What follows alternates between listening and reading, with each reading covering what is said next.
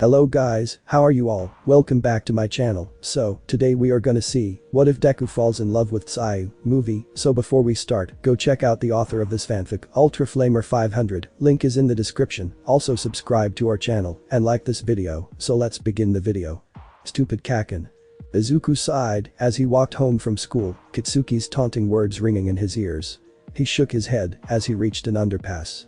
Even so, he thought, I'll become a hero without a quirk. Just watch me. Izuku let out a hearty laugh as he passed through the tunnel. A few feet away from the exit, he stopped. Weird, he thought, as he turned around. Water flowing in the sewers shouldn't be that loud, what the hell? Izuku's eyes widened as he looked at the wall of dark green sludge that filled the tunnel behind him. A villain. His shocked statement drew the sludge's attention, and a mouth with a pair of eyes slid into view. A medium-sized invisibility cloak was all Izuku managed and needed to hear. He turned and started to run, but the villain was faster. With a single lunge, it tackled him and began to shove itself down his throat and nose. He vaguely heard the villain ranting about taking over his body through the panic and tried to claw the villain away from his mouth, but his fingers barely met any resistance against the liquid sludge. I'm dying. Izuku's eyes landed on the notebook that he had dropped when the villain pounced. Somebody, he begged as his vision faded. Somebody. Hey. Izuku clenched his eyes as he woke up. He blinked the sleep out and looked up to see who had been patting his cheek and almost had a heart attack. He squealed and scrambled backwards as All Might rose to his full height. I'm glad you're okay, the number one hero said as Izuku finished screaming. Sorry about getting you caught up in my villain fighting. I don't usually make mistakes like this, but I was in high spirits on my day off in a new place. All Might let out his signature laugh as Izuku sat on the ground in a daze. But, you were a big help. Thanks. The hero displayed 2 soda bottles, each filled to the brim with green goop, one of them having crossed out eyes to show the fainted villain. The number one hero, All Might, he's really here, Izuku mumbled, practically drunk with awe. So cool, he thought. Signature. Where can I? He spotted his notebook and flipped it open to reveal All Might's signature already in place. He already did it. Izuku began to bow rapidly to All Might. Thank you so much, Izuku accidentally shouted. It'll be an heirloom. A family treasure. All Might gave an awkward thumbs up to the fanboy. Well, I'm off to take this guy to the police, he said, shoving the bottles into his pockets and patting them. See you again on the other side of the screen. Izuku froze. He's leaving. But I have so many questions. Wait. Izuku surprised himself with his shout, and All Might too. I can't waste my chance. Can someone without a quirk become a hero? All Might froze and looked back at Izuku. Can someone like me, without a quirk, become a hero like you? Izuku held his bow, afraid of looking up and seeing only air. Without a quirk, All Might said. Izuku inhaled sharply. All Might was answering. The try to become a hero without power would only lead to an early death. Izuku's heartbeat seemed to echo in his ears at those words. Without power, you would be killed long before becoming a hero. I am sorry. With those final words, All Might jumped, leaving Izuku behind to listen as a new sentence echoed in his head. His mother's apology, Katsuki's insults, and the doctor's words all joined the noises in his head. With a heavy heart, he turned around and slowly began the long walk home. Had he looked up, he would have noticed the man on the rooftops that looked down at him. Izuku sighed again as he walked home. His memories had stopped yelling at him a while ago, but All Might's words still rang in his head. You knew it already, but it still hurts, Izuku thought. Hey kid. You got a minute? Izuku whipped his head towards the deep voice that spoke out as he passed a side street. There, leaning against a brick wall, was an American teenager. He stood a little taller than Izuku did, maybe around 6 feet tall. Dressed in casual, if dirty street clothes with a jacket tied around his waist, Izuku took in the guy's face. The scruffy beard led to bushy of tame brown hair, which was tied back into a ponytail and kept out of his face with a beret. His lips twitched into an oddly satisfied smirk when he noticed Izuku's initial reaction. Relax, kid. I don't bite. Izuku gave a cautious nod and started to leave before the other person could attack him or something. You're quirkless, aren't you? Izuku froze. He could tell that just from looking. How? Heh. That got your attention, didn't it? I thought I felt power from you. Izuku whipped around in shock, his eyes blown wide. His jaw dropped as he saw the teen floating in midair, sitting, as though in a hammock. You don't have any idea what I'm talking about, do you? Well, that's to be expected. No one stays true to what they are anymore. The teen sighed. Wait a minute. I forgot to introduce myself, didn't I? Izuku could only nod as his mind ran wild with what this person's quirk could be. Call me Maestro, he said with a crooked grin. Midoriya Izuku was the only thing Izuku could manage to respond with. Well, Midoriya-san, I have a little gift for you. But first, you have to listen to my story. Izuku hesitated. Before you start, he responded, what is your quirk? Maestro just smirked again. I don't have one. Now listen close and try not to interrupt too much, okay? Izuku nodded and sat against the wall, looking up at the still floating Maestro. A long time ago, before quirks, before science, there existed a species known as dragons. These creatures were the most powerful on the planet, with a seemingly infinite source of power that became known as magic. But dragons were violent by nature and would destroy each other for the slightest offense. One dragon, whose name is lost to time, feared that the dragons would wipe each other out in their senseless battles. She descended to the world and granted the power of magic to humans. With this new power, the humans began to rise in strength, and soon a special breed of magic arose in the wake of the great dragon herself. The Dragon Slayers. Wielding the strength and magic of a dragon, these humans could consume their slayer element for energy and created new attacks, sometimes in an instant of danger, that allowed them to fight with the strength of a dragon. However, as the dragons killed each other and each generation of dragon slayers grew stronger, the dragons were eventually all killed off. Soon, the humans began to forget magic and turned to other things. Magic lay a forgotten secret for thousands of years until the first quirk appeared. With the development of quirks, ancient magic potential both woke up and became buried even further. Today, only the quirkless have any chance at all of developing their magic. I can sense your dormant magic and I want to let it out so that you can make yourself into a hero. And that's my story. Izuku stared at him in awe before beginning to fire off questions one after another. How do you know this? What kind of magic do you use? Why did quirks interfere with magic? What? Izuku kept talking for about a minute before he realized that he wasn't making any noise. Slow down a little bit, Midoriya. I can only answer so many questions at once. As for the few questions that I already heard, I accidentally touched a history monolith that had all of this information magically recorded. That's also where my gateway magic came from. My magic is the sound element. I can effortlessly control sound energy, as well as ride sound waves, move at the speed of sound, and absorb sound energy to replenish my magic energy. Before you ask, yes, there is a limited amount of magic energy that you can store in your body at any one time.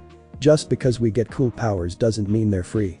As for quirks, from what I can tell they stole most of the magic potential through manifesting and only left enough active energy to make a person's body naturally stronger. Maestro smirked down at Izuku. But enough questions. I think it's time we got this show. He pointed his palm at Izuku and a small ball of pale green energy formed. On the road. Suddenly, the glowing ball shot like a bullet into Izuku's chest and Izuku felt a warmth blossom in his lungs. Then it felt like his blood was on fire and he collapsed, screaming in agony as Maestro held a silencing spell on him. Sorry about this, Midoriya. There's no easier way. And so Izuku laid there, sobbing silently in pain, trying to ignore the genuine remorse on Maestro's face. Izuku didn't remember passing out. He knew he was waking up, though. He opened his eyes and instantly shut them again as his body made its condition known. His head throbbed, his eyes, ears, and body ached, and even his teeth managed to hurt. He groaned as he rolled over and froze as something crinkled beneath him. Pushing aside his body's protests, he sat up and opened his eyes to look at the ground. He picked up the crumpled paper, noticing the writing that covered it. He blinked as his eyes finally focused and began to read. Midoriya. Sorry about that. As I said earlier, magic isn't free. If you want something, you have to pay for it one way or another. I know it hurt a lot, I had to go through it too after all, but you're stronger now. Well, I don't know exactly what your new powers will do to your body and mind. I do have a general idea of what being a dragon slayer will mean for you. First and foremost, dragon slayer magic enhances your body drastically. This means that your physical prowess is going to rise quickly if you work at it, but it also means your senses have at least tripled in strength. On one hand, this is a great advantage to have.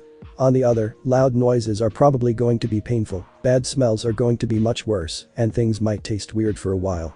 You'll also most likely have sharper canine teeth, as well as a higher bone density. You may also experience a slight attitude adjustment. Slayers like yourself tend to have a personality that reflects their element. Meet me at Dagoba Municipal Beach Park tomorrow evening to begin your training. Signed, Maestro. Izuku sighed. It was a lot harder to be irritated when someone apologized. Still, Izuku couldn't help being slightly unhappy that Maestro had just shot him in the chest without even a warning.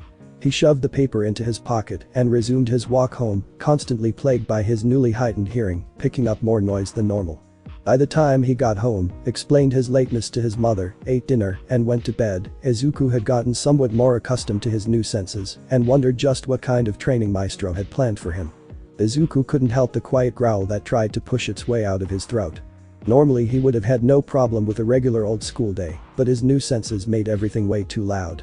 He found himself accidentally eavesdropping on any whispers in the classroom and flinching from the pain of any sudden shouting. He let out a slow breath as he glanced up at the clock, only a few more minutes until he could escape. The bell finally rang, and Izuku hurried to pack his things with the rest of the class. Before he could leave, a hand slammed down on his desk, startling him. "Oi, Deku," and Katsuki snarled. "What the hell are you doing suddenly getting scared by loud noises and shit?" Izuku shrunk in on himself as Katsuki glared at him. He couldn't tell Katsuki about magic, the blonde would never believe him. He shrugged meekly and resumed packing, taking longer than he should have to rummage around in his bag for something. Katsuki glared for a minute longer before turning and leaving the room. Izuku sighed and left the room after a few minutes, trying to avoid the anger of the other boy. He should have known that wouldn't be the end of it. Just as he turned the corner from the school doors, someone grabbed him and slammed him into the wall. Izuku stared in fear at Katsuki's expression of rage. "When the fuck did you start to think you could ignore me?" Katsuki growled. He pulled back his right fist, a few small explosions going off as a warm-up, and something in Izuku snapped. Unthinking, his right hand moved faster than he expected to and nailed Katsuki with a sloppy right hook, the speed of the hit sending Katsuki spinning to the ground while Izuku let out a snarl, which quickly faded into a stunned expression. Izuku took one look at the blonde on the ground and took off in a full sprint towards Dagoba Beach. He ran for what felt like hours before he was confident that Katsuki hadn't followed him. He stared at his right hand in shock. "Did I really just do that?" he asked himself. "I did. I really just did that. I just punched Kaken in the face so hard that I knocked him over." Izuku stared for a minute longer before taking a deep breath or two to calm down. "I guess that's what Maestro meant by attitude adjustments," he sighed mentally.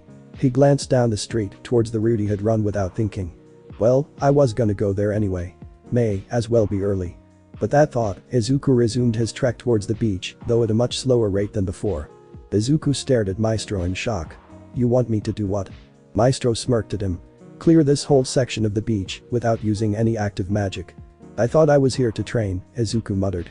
"You are," Maestro replied, and Izuku stiffened as he remembered that the sound mage's name wasn't just for show. Glancing around, Izuku wondered again why his mentor had chosen this place of all places. It was obvious that no one cared about the place, and community work didn't count as training, right? Wait a second, Izuku took a closer look at the mountains of trash. Sure, there was the usual light rubbish, scrap metal, and tires, but there were also heavy appliances like refrigerators and ovens. Your Dragon Slayer magic makes your body stronger, but only if you put in the effort to back it up, Maestro said. I'll admit that I don't actually know all that much about training up a body, so I called in a favor from an old friend of mine. He let out a noise, sort of a soft howl mixed with a trill, and a person walked out from behind one of the many trash piles. The man was practically a skeleton with yellow hair, the only sign of life being the blue pinpricks of his eyes that seemed to burn with intensity despite his relaxed posture. The man walked closer, and Izuku could see the lean muscles where the baggy clothes fell short. The man might look like a walking skeleton, but Izuku had no doubt that he could bench press Izuku with little difficulty. The skeletal man stopped in front of Izuku and held out a hand which Izuku accepted. Yogi Toshinori. Pleased to meet you. Izuku smiled nervously. Midoriya Izuku. Nice to meet you too, Yogi-sensei. Toshinori smiled and pointed to a fridge that had yet to gather any other trash around it. Young Midoriya, to start off I want you to push that fridge to the sidewalk. Izuku gulped but nodded and walked over to begin pushing the heavy appliance. Toshinori turned to Maestro as a sound-blocking privacy barrier cut their voices off from Izuku. So you've taken on a disciple, huh? Maestro sighed. Looks like it. Thanks for agreeing to supervise his training. Gods know I need help with it. Toshinori smiled at the teen. Oh, please. I more than owe you. If you hadn't put up that shield spell, I'd be so much worse off. Helping you train someone is minuscule compared to that. Maestro ducked his head in embarrassment. It wasn't that big of a deal. Recovery girl said that I would have lost my stomach and a lung at the very least if I had taken that hit. It is that big of a deal. I'm probably still active today solely because you shielded me, a man you had never met, from damage because you knew he was a hero. You saved my life that day. Toshinori put as much sincerity as possible into those words, and Maestro's cheeks turned red as he ducked down even more and let out a noise like a dying kazoo. Stop. Please, he whined.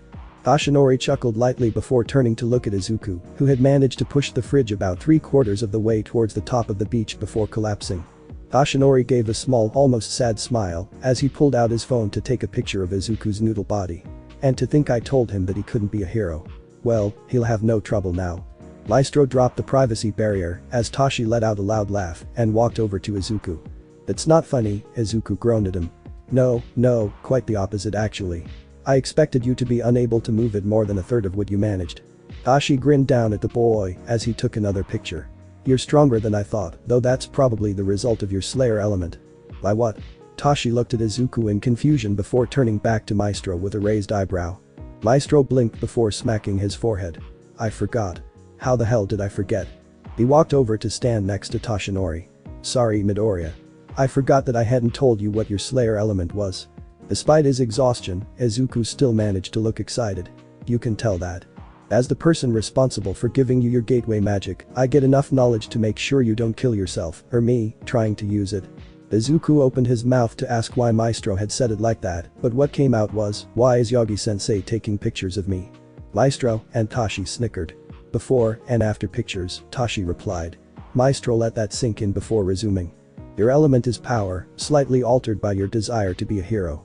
You'll have a few restrictions as to what your powers can do because of the natural heroism of your magic, but that shouldn't be much of an issue. I'm gonna skip the long boring explanation and boil it down to what you need to hear. Maestro gave an honest smile as Izuku stared up at him in wonder. You wanted to be a hero, as great as All Might, and your magic was influenced by that wish. Now Toshi had joined Izuku in staring at Maestro with awe. Maestro grinned and raised his voice ever so slightly, as though announcing to a large crowd. He spread his arms slightly for dramatic effect. Make way, make way. The mighty dragon slayer has awoken. And? I really wanted to end the chapter here, but found a better spot a little bit lower. Cue the time skip. Izuku groaned around his heavy breathing. He was sprawled out on the beach again, a week and a half into Toshinori's American dream plan. His body was sore in places he didn't know could even be sore, but he was definitely making progress. He had just finished pushing a stack of 3 tires from the shore to the top of the beach and had fallen over to catch his breath. Boy, Midoriya. Get over here. Izuku looked towards the shoreline where Maestro was now standing. He had vanished after the first few days, with Toshi only saying something about underground hero work when questioned. Ignoring his desire to just lay down and sleep for a week, Izuku pushed himself up and walked over to the mage. What do you need, Maestro-sensei? Maestro smirked at him. We're going to start you on learning Dragon Slayer magic. Izuku's tiredness seemed to fade instantly in the wake of his excitement. Really? That's awesome. Maestro's smirk became slightly more predatory.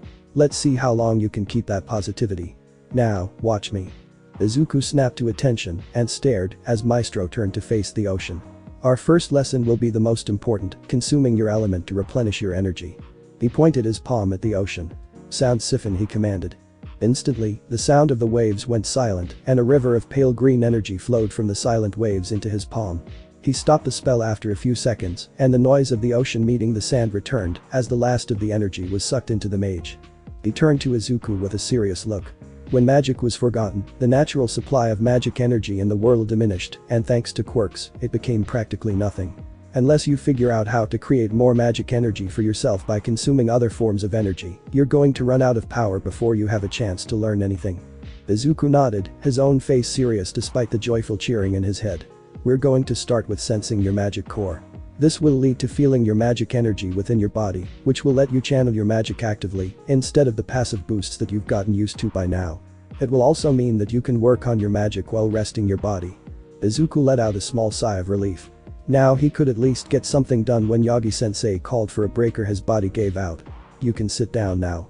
Find a stance that's comfortable, but not so much that you fall asleep. Izuku dropped to his knees in a seiza position. Good enough. This is basically going to be meditation. I want you to focus on the energy in your body. Izuku closed his eyes and tried to focus on what his body was feeling. After a moment he opened his eyes. I just feel sore, he grumbled. Maestro gave a small snicker.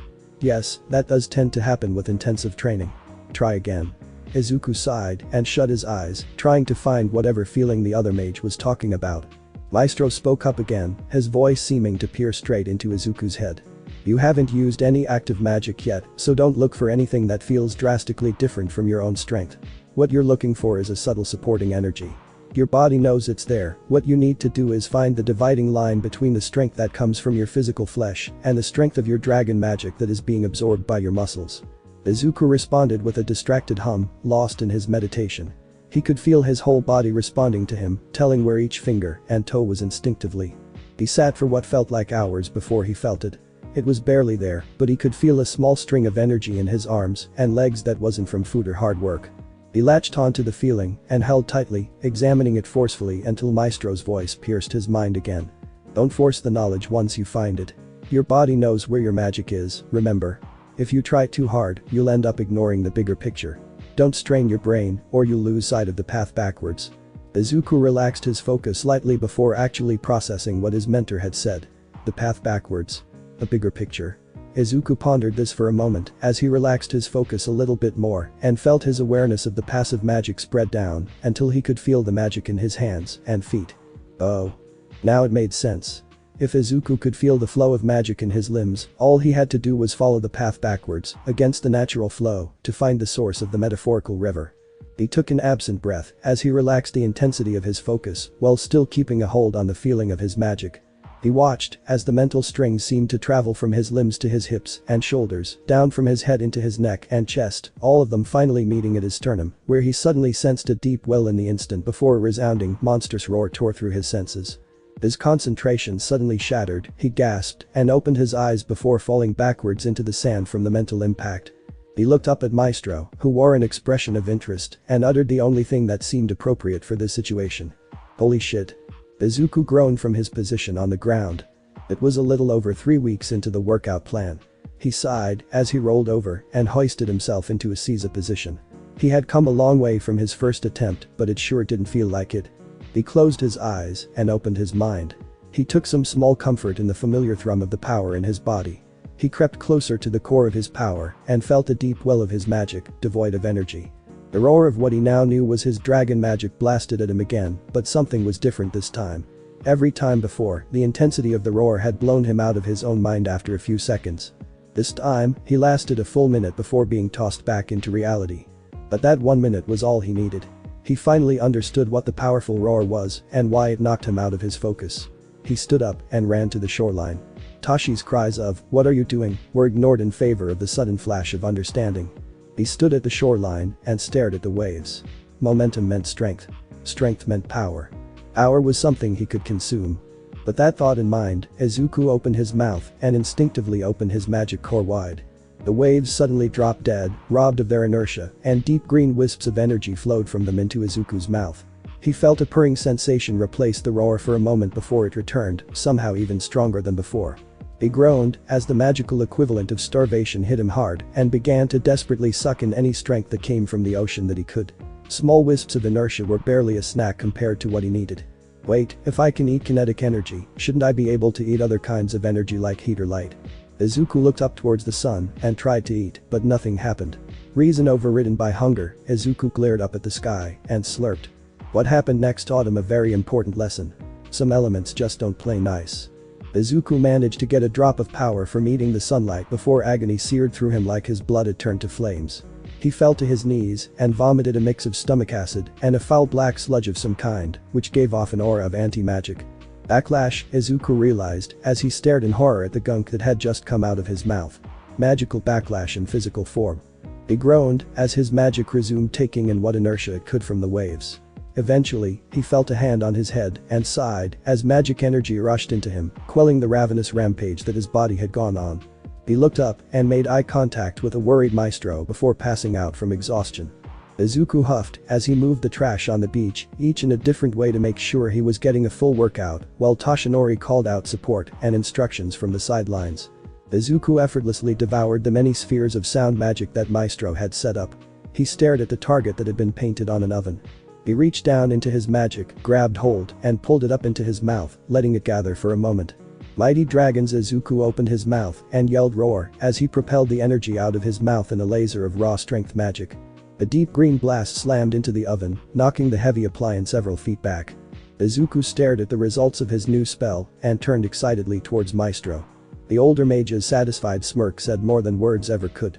Izuku smirked as he subtly slurped up the chatter from his classmates who weren't paying attention in class. He met Katsuki's glares with his own confident stares as their classmates unknowingly fed him. Katsuki's right hook sailed over Izuku's head as the enraged boy failed to land any hits on his former punching bag. Izuku snarled as magic gathered in his arm. "Mighty dragons," he muttered as his arm was bathed in deep green energy. Iron Fist. Izuku's unexpectedly strong stomach shot knocked the wind out of Katsuki as well as knocking him down. Izuku stepped back, panting, and walked away from the downed bully. Izuku watched as Maestro's pale green aura exploded around him, the other mage seeming to be larger as his body became a silhouette except for his eyes which glowed the same pale green as his magic. Izuku nodded and felt his magic flow throughout his entire body, enhancing his strength, speed, and endurance. Mighty Dragon's Booster. The energy within Izuku exploded and he felt his body double in power. Roughly 3.5 minutes later, the spell collapsed and Izuku quickly followed. Maestro caught him with practiced ease. Izuku lashed out at Maestro, glowing with the strength of his booster spell. Maestro, with his hands in his pockets except for his pinky and thumb, danced around each of Izuku's attacks and countered with vicious kicks. A small slip-up sent Izuku flying through the air after a particularly strong kick to the chest. He groaned in pain, but sat up smiling and jumped back into the spar moments later. Izuku dodged around Katsuki's punches almost lazily, then casually activated Booster before sweeping Katsuki's legs out from under him. He continued to spin, circling back around to slam his knee into the side of the bully's head. Katsuki hit the ground and could not manage to pull himself up again, despite trying with all his might. Izuku simply turned and headed towards the beach. Maestro and Toshinori stared in shock at the pristine beach. Automatically, Maestro pulled up a barrier of solid sound magic to block an incoming deep green laser before realizing what had happened. He stared up at a grinning Izuku atop a mountain of trash and for the first time in a long time, let out an honest roaring laugh. Izuku stared at the Titanic UA building. He smiled as he remembered Toshinori's proud tears and Maestro's confident smile. His mentors were behind him, his power was with him, and his goal was before him. Today, I proved them right. Today, I became a hero. Izuku's thoughts rang with confidence as he took a step forward and promptly tripped on his own heel. Or maybe I'll just die here. Izuku shut his eyes as he waited for the feeling of the ground on his face. Instead, he felt something wrap around his chest and torso, stopping his fall and pulling him back to his feet. "Are you okay?" a girl's voice asked from his right. Izuku turned to thank her and stared. The girl stared right back at him. Her long, dark green hair was the first thing that caught his attention, going down to her knees and ending in a bow. That brought his attention to the muscles in her legs, which led to the rest of her. Her large hands were held at an odd angle in front of her and her whole posture was slouched, as if the weight of her hair was pulling her head down. Her large eyes and neutral expression made it hard to tell what she was thinking, and her long tongue was what had wrapped around him. He sniffed, and the smell of rainwater and frogs hit his nose hard, quickly imprinting itself as this girl scent. "She's kinda cute," he thought with a slight blush. He felt her tongue tighten on his body before retracting back into her mouth. "That was clumsy of you, Ribbit." Izuku shrunk a little at the blunt statement. "Yeah. Thanks for the save." He held out his hand. "I'm Midoriya Izuku. It's nice to meet you." The girl stared for a moment before accepting the handshake. "Asui Tsuyu. Call me Tsuyu, Ribbit." Izuku smiled. "Thanks for the help, Tsuyu-san." The frog-like girl stared at him for a moment. "We're going to be late for the test." Izuku blinked at the abrupt change in subject as the girl began to walk towards the building. He shrugged and followed her after a few moments, all the while thinking, I just had a full conversation with a cute girl. Thank you, newly taught social skills. Tsuyu finally allowed a small blush to appear on her face. He's cute. Her blush darkened. And well muscled. Izuku glared at the blue-haired teen once the light was off of him. Sure, his muttering might have been distracting, but there was no reason to call someone out like that. Still, the boy probably had good intentions, so Izuku wouldn't hold it against him. Hopefully things would be easier once the exam started. Izuku sighed as he looked around at his group. The blue-haired boy was there, but there was no sign of Tsuyu. The girl must have ended up in another testing area. On the plus side, there was also no sign of Katsuki, which would make things easier on him. Start. Izuku automatically activated Booster and launched into the simulated city. He heard Present Mick saying something about no countdowns in a real fight behind him. Thank you, newly trained sound-based combat instincts, he thought absently as the first villain bot, a one-pointer, appeared before him. He opened his mouth and slurped, pulling the robot's battery power out in a single stream of deep green energy. The boy fell to the ground and Izuku punted its head off for good measure before continuing to run. Izuku's luck didn't last and neither did his head start. He had only managed to get 16 points on his own, taking out 2 1-pointers, 2 3-pointers, and having managed to drain a group of 4 2-pointers at once. He raced around desperately looking for more robots, but any he found were already being taken out by someone else. He came out into a street where several more people were fighting and slammed his fist through the head of another 1-pointer that was about to ambush a distracted girl with a quirk that turned her hands into ropes. He leaped off just in time to see the blue-haired boy with engines in his legs slam his feet into a 3-pointer with a cry of 45. Suddenly, Izuku heard a metallic groaning from far off, as if some mechanical titan was standing up. A few seconds later, the 0-pointer burst into the street, spraying debris everywhere. Izuku stared in horror as the people around him ran away and only his enhanced hearing picked up a whimpering. His eyes snapped down to see a girl with a brown bob cut and an oddly round face trapped under some rubble. He snarled instinctively as his body surged forward and his magic gave a powerful thrum. Mighty Dragon's booster ×2, he roared, and his emerald magic surrounded his body like a second skin. He reached the girl and absently slammed his fist into the rubble, pinning her down, sending it flying, before pouring energy into his legs and leaping. He soared through the air and ignored the lack of boost energy or feeling in his legs as he poured as much magic as he could control into his right arm. His snarl turned into a roar as he reached the 0-pointer's face. Mighty Dragons, he roared as neon green energy streaked through his arm. Demolition Fist. His punch slammed into the giant robot's face and completely separated it from the rest of the robot's body. The rest of the 0-pointer's body fell backwards from the force of the impact. Izuku stared in awe at the devastation of his attack, which quickly changed to horror as he looked at his arm flapping in the wind as he fell. I don't think my arm should be able to do that. Something like having bones should prevent that. Oh. Shit. Izuku screamed as he fell toward the ground, from pain or fear he couldn't tell. He was certain that he was going to die here, a red stain on the ground. He closed his eyes and felt a sharp slap that somehow took away his weight and most of his fall speed. He floated gently to the ground and heard the same voice that had spurred his action squeak release before hearing someone throw up, most likely the same girl judging from the direction of the voice. He groaned as he pushed himself up on his left arm and looked down in horror as his now broken legs decided to remind his brain that they hurt too. He groaned as his body fell onto the ground. Damn it. I don't have enough yet, he gasped out before hearing the signal that the test was finished. No damn it, he whispered as his vision faded. Izuku sighed as he remembered what had happened after the exam. The flow of healing energy through him had somehow drawn on his magic energy instead of his physical energy, so he had been fine to get up and walk around almost right away. Embarrassingly enough, he had woken up with his head in the lap of the gravity nullification girl, which had made him blush like a tomato. The traitorous little voice in his head kept whispering. I wonder what Tsuyu-sen's lap feels like, but he tried to quickly push the thought out as soon as it arrived, despite not being able to prevent the blush that these thoughts caused. From there, he had gone home and tried to contact Tashi or Maestro, but neither of them were picking up. He had kept his workout and meal plan going and was glad to find that his legs and arm were just as good as before he had broken them, maybe even better, but his magic was severely drained. He spent the next day just wandering along the shoreline, devouring the sound and kinetic energy from the waves. The next few days were spent mostly trying to get over the thought of letting down his mentors after working so hard. He had more than a few sleepless nights thinking about that. Finally, after a full week had passed, it was here. Izuku stared at the letter with a mix of dread and anticipation. Just rip it off, like a band-aid, Izuku told himself as he tore the letter open. He blinked as a screen popped up from the small holographic projector that had fallen out and watched as All Might stared at him through the projection, a sense of dread growing in his stomach. Maestro Sensei. Yogi Sensei. Izuku's shout echoed down the beach. Maestro and Tashi turned from their conversation as the new student ran towards them. Tashi laughed at the boy's starstruck expression. As expected of young Midoriya. What place did you get? Izuku tilted his head in confusion. I got 6th, but how did you know about placements? Maestro raised an eyebrow at Tashi, who coughed suspiciously, as though hiding a laugh. Well, we were gonna tell him anyway, Maestro said, though his tone of voice made it clear he was trying not to laugh. May, as well, do it now. Tashi sighed and then slowly began to inflate like a balloon. Izuku stared in awe as the skeletal man grew to reveal the number 1 hero.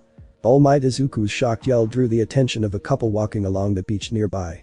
Wanting to avoid attention, All Might quickly took off in a sprint down the beach, with Maestro in tow after a cheeky try, and kept up to Izuku. The dragon mage grinned and tossed on a booster spell before sprinting after them, just enough to catch up as the trio dashed into the sunset. Do you have your tissues? Yes, Mom. And your handkerchief? Yes, Mom. Izuku, Mom, I don't want to be late. Izuku turned towards his mother and noticed her proud if worried expression. You look super cool, Izuku. Izuku smiled and hopped over to peck his mom on the cheek. Thanks, Mom. See you tonight. Izuku dashed out the door and summoned Booster as he ran towards the train station. Instead of a full green aura, a simple green outline enveloped him now. This new, stealthier mode of reinforcement magic had been a gift from Maestro for passing the entrance exam. Izuku smiled wide as he dashed through the streets. Watch out, UA, here I come. Izuku stared in shock at the huge door that was marked 1A. I guess it'd make sense if someone had a gigantic quirk like Mount Lady. I wonder who my classmates will be. Maybe Tsuyu-san. Izuku shook his head to get rid of the redness in his cheeks before pushing open the door. I just hope I didn't end up with. Get your feet off of the desk. It is disrespectful to the other students who use it as well as the school itself. Izuku suppressed a groan as he saw the blue-haired boy with the engine legs from before attempting to chastise Katsuki. The blonde boy scoffed. Piss off, you prep school pansy, unless you're looking to get your ass kicked. Katsuki turned his attention away from the sputtering boy with a mutter of elite school my ass and finally noticed Izuku watching from the door. He snarled, clenching his fists and remembering the feel of the green-haired boy's fists on his ribs. Trying to force information about the rescue points out of the quirkless kid had not ended well, but he had voiced his anger before attacking and learned that Izuku hadn't known about them either until the results had been revealed. Izuku watched in apprehension as Katsuki stared at him and was surprised when the blonde boy did nothing but scoff and turned his head away. Katsuki's actions had caught the attention of the now self-announced Iida Tenya, who approached Izuku. Hello, I am Iida Tenya, right? I heard you announcing yourself. I'm Midoriya Izuku. Nice to meet you. Izuku gave a wide smile at Iida's shocked expression. The engine user quickly recomposed himself. You realized there was something more to the practical exam, didn't you? I was wrong in my initial assumption of you. Please forgive me. Izuku held his hands up as though in surrender as Iida bowed at a 90-degree angle. That's not actually true, Iida-san.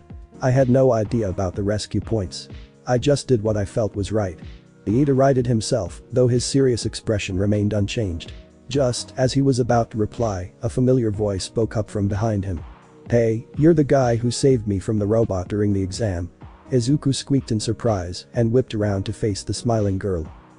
Yeah, Izuku nodded dumbly. Note to self. Heightened senses are only useful if you pay attention to them. Izuku took a short breath to recover from the surprise.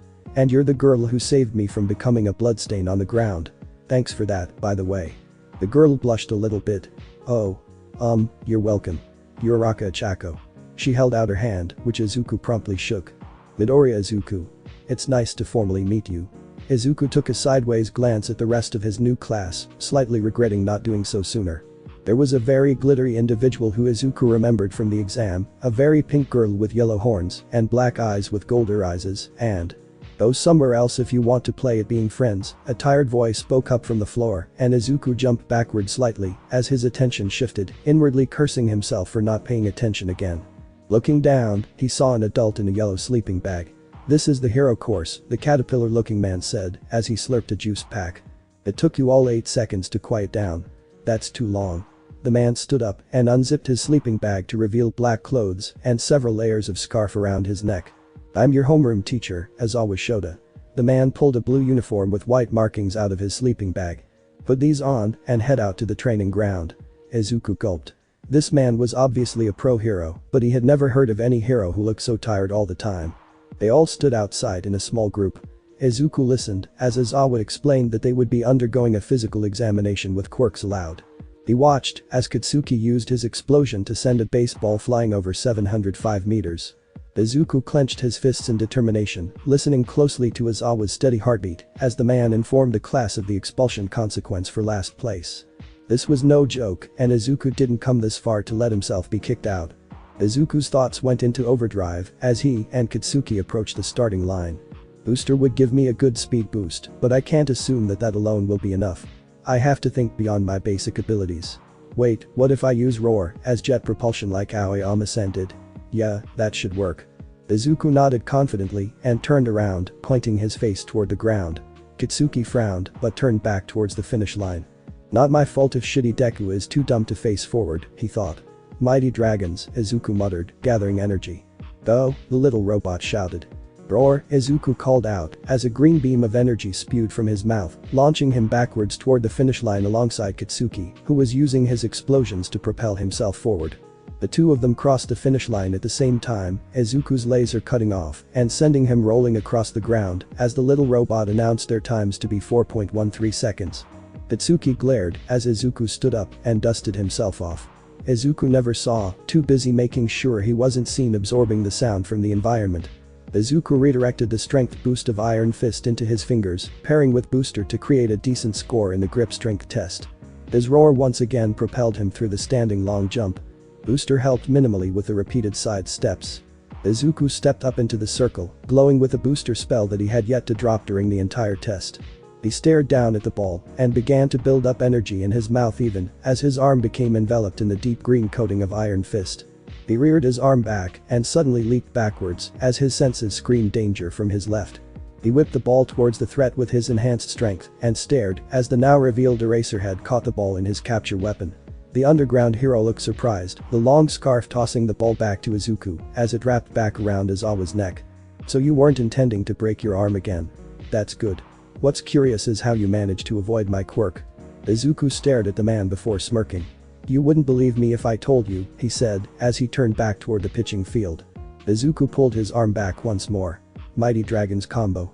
Iron Fist, Izuku launched the ball a fair distance with just arm power, then aimed his mouth carefully and roar. The beam of energy hit the ball dead on, launching it even further in a continuous push. Finally, Izuku began to run low on magic power, so he cut off the spell. He turned to Aizawa, ignoring the shocked staring from the rest of the class, and waited. After a few seconds, Aizawa turned the recording device so that Izuku could see it. 1532.28 meters, the teacher said in a deadpan. Izuku nodded and walked back to the group. Izuku began to eat the heartbeats of his classmates again. Boy, Deku. What the shit are you doing? Izuku snapped his eyes open as Katsuki shouted. Oh no, I forgot about stealth. You wouldn't believe me if I told you, Izuku stuttered. Try me, Katsuki snarled out. Izuku sighed. Fine. Being quirkless means that I can use magic. My specific element of magic allows me to absorb sound or kinetic energy to replenish my reserves of magic energy. I'm using the sound of your heartbeats to refuel without damaging your bodies. Katsuki stared for a minute before snarling and lunging forward. Tell the truth, you shitty Deku, he roared, explosions going off in his hands. His rush was suddenly brought to a halt as Aizawa's capture scarf wrapped around him. Don't keep making me use my quirk like this, brat. I have dry eyes. The pro hero glared at Katsuki with red glowing eyes before retracting his scarf and calling the next student up. Izuku couldn't help hiding behind the large Ida from Katsuki's enraged line of sight. Izuku's booster spell didn't do him much good for the sit-ups or seated toe touch, but it drew out his stamina for the long distance run enough to avoid being dead last. I won't bother you with the details. Here are the results, Aizawa said, as the holographic screen appeared. Izuku read each name in concern. Yaoi Rozu-san, Todoroki-san, myself, Kaken, Iida-san, Tokoyami-san, Shaoji-san, Ajiro-san, Kirishima-san, Ashido-san, Uraraka-san, Koda-san, Sato-san, Tsuyu-san Thankad, Aoyama-san, Shiro-san, Kaminari-san, Jiro-san, Hagakure-san Mineta-san. Izuku frowned at the small boy. This really didn't seem fair. By the way, I was lying about the expulsion. The entire class stared in shock at the teacher, though none more so than Izuku. It was a logical ruse to draw out the very best in you. The teacher grinned and Izuku couldn't help it anymore. No, it wasn't. Now everyone was staring at him, but he kept his eyes on his teacher. My magic type is called Dragon Slayer magic. It enhances my senses extremely, to the point where I can tell when someone is lying based on their heartbeat. You fully intended to expel someone today, but decided against it at some point. Izuku held his breath as his teacher stared him down. Why didn't you hear me enter the classroom? Izuku blushed in embarrassment. I got distracted talking to people. Heightened senses don't help much if you aren't paying attention. Aizawa held Izuku's gaze for a few seconds longer. TCH. Return to the classroom, he ordered, turning around. Izuku sighed in relief. Dude, Kirishima said, I really thought we were gonna get expelled. Oh, we were. He could decide to expel us at any time, and I'm probably now first on that list for challenging him. We just managed to survive today, there's no guarantee that we'll make it through tomorrow. Izuku's announcement made everyone tense up and made them tense even more when they realized the truth in that statement. Unseen to them, Aizawa's shoulders relaxed the tiniest bit. At least the problem child reminded them who's really in charge here. The class suddenly remembered that they had been instructed to return to the classroom and began to walk the changing rooms as a group. Izuku glanced over to realize that he had ended up beside Tsuyu. "I'm glad you didn't get expelled.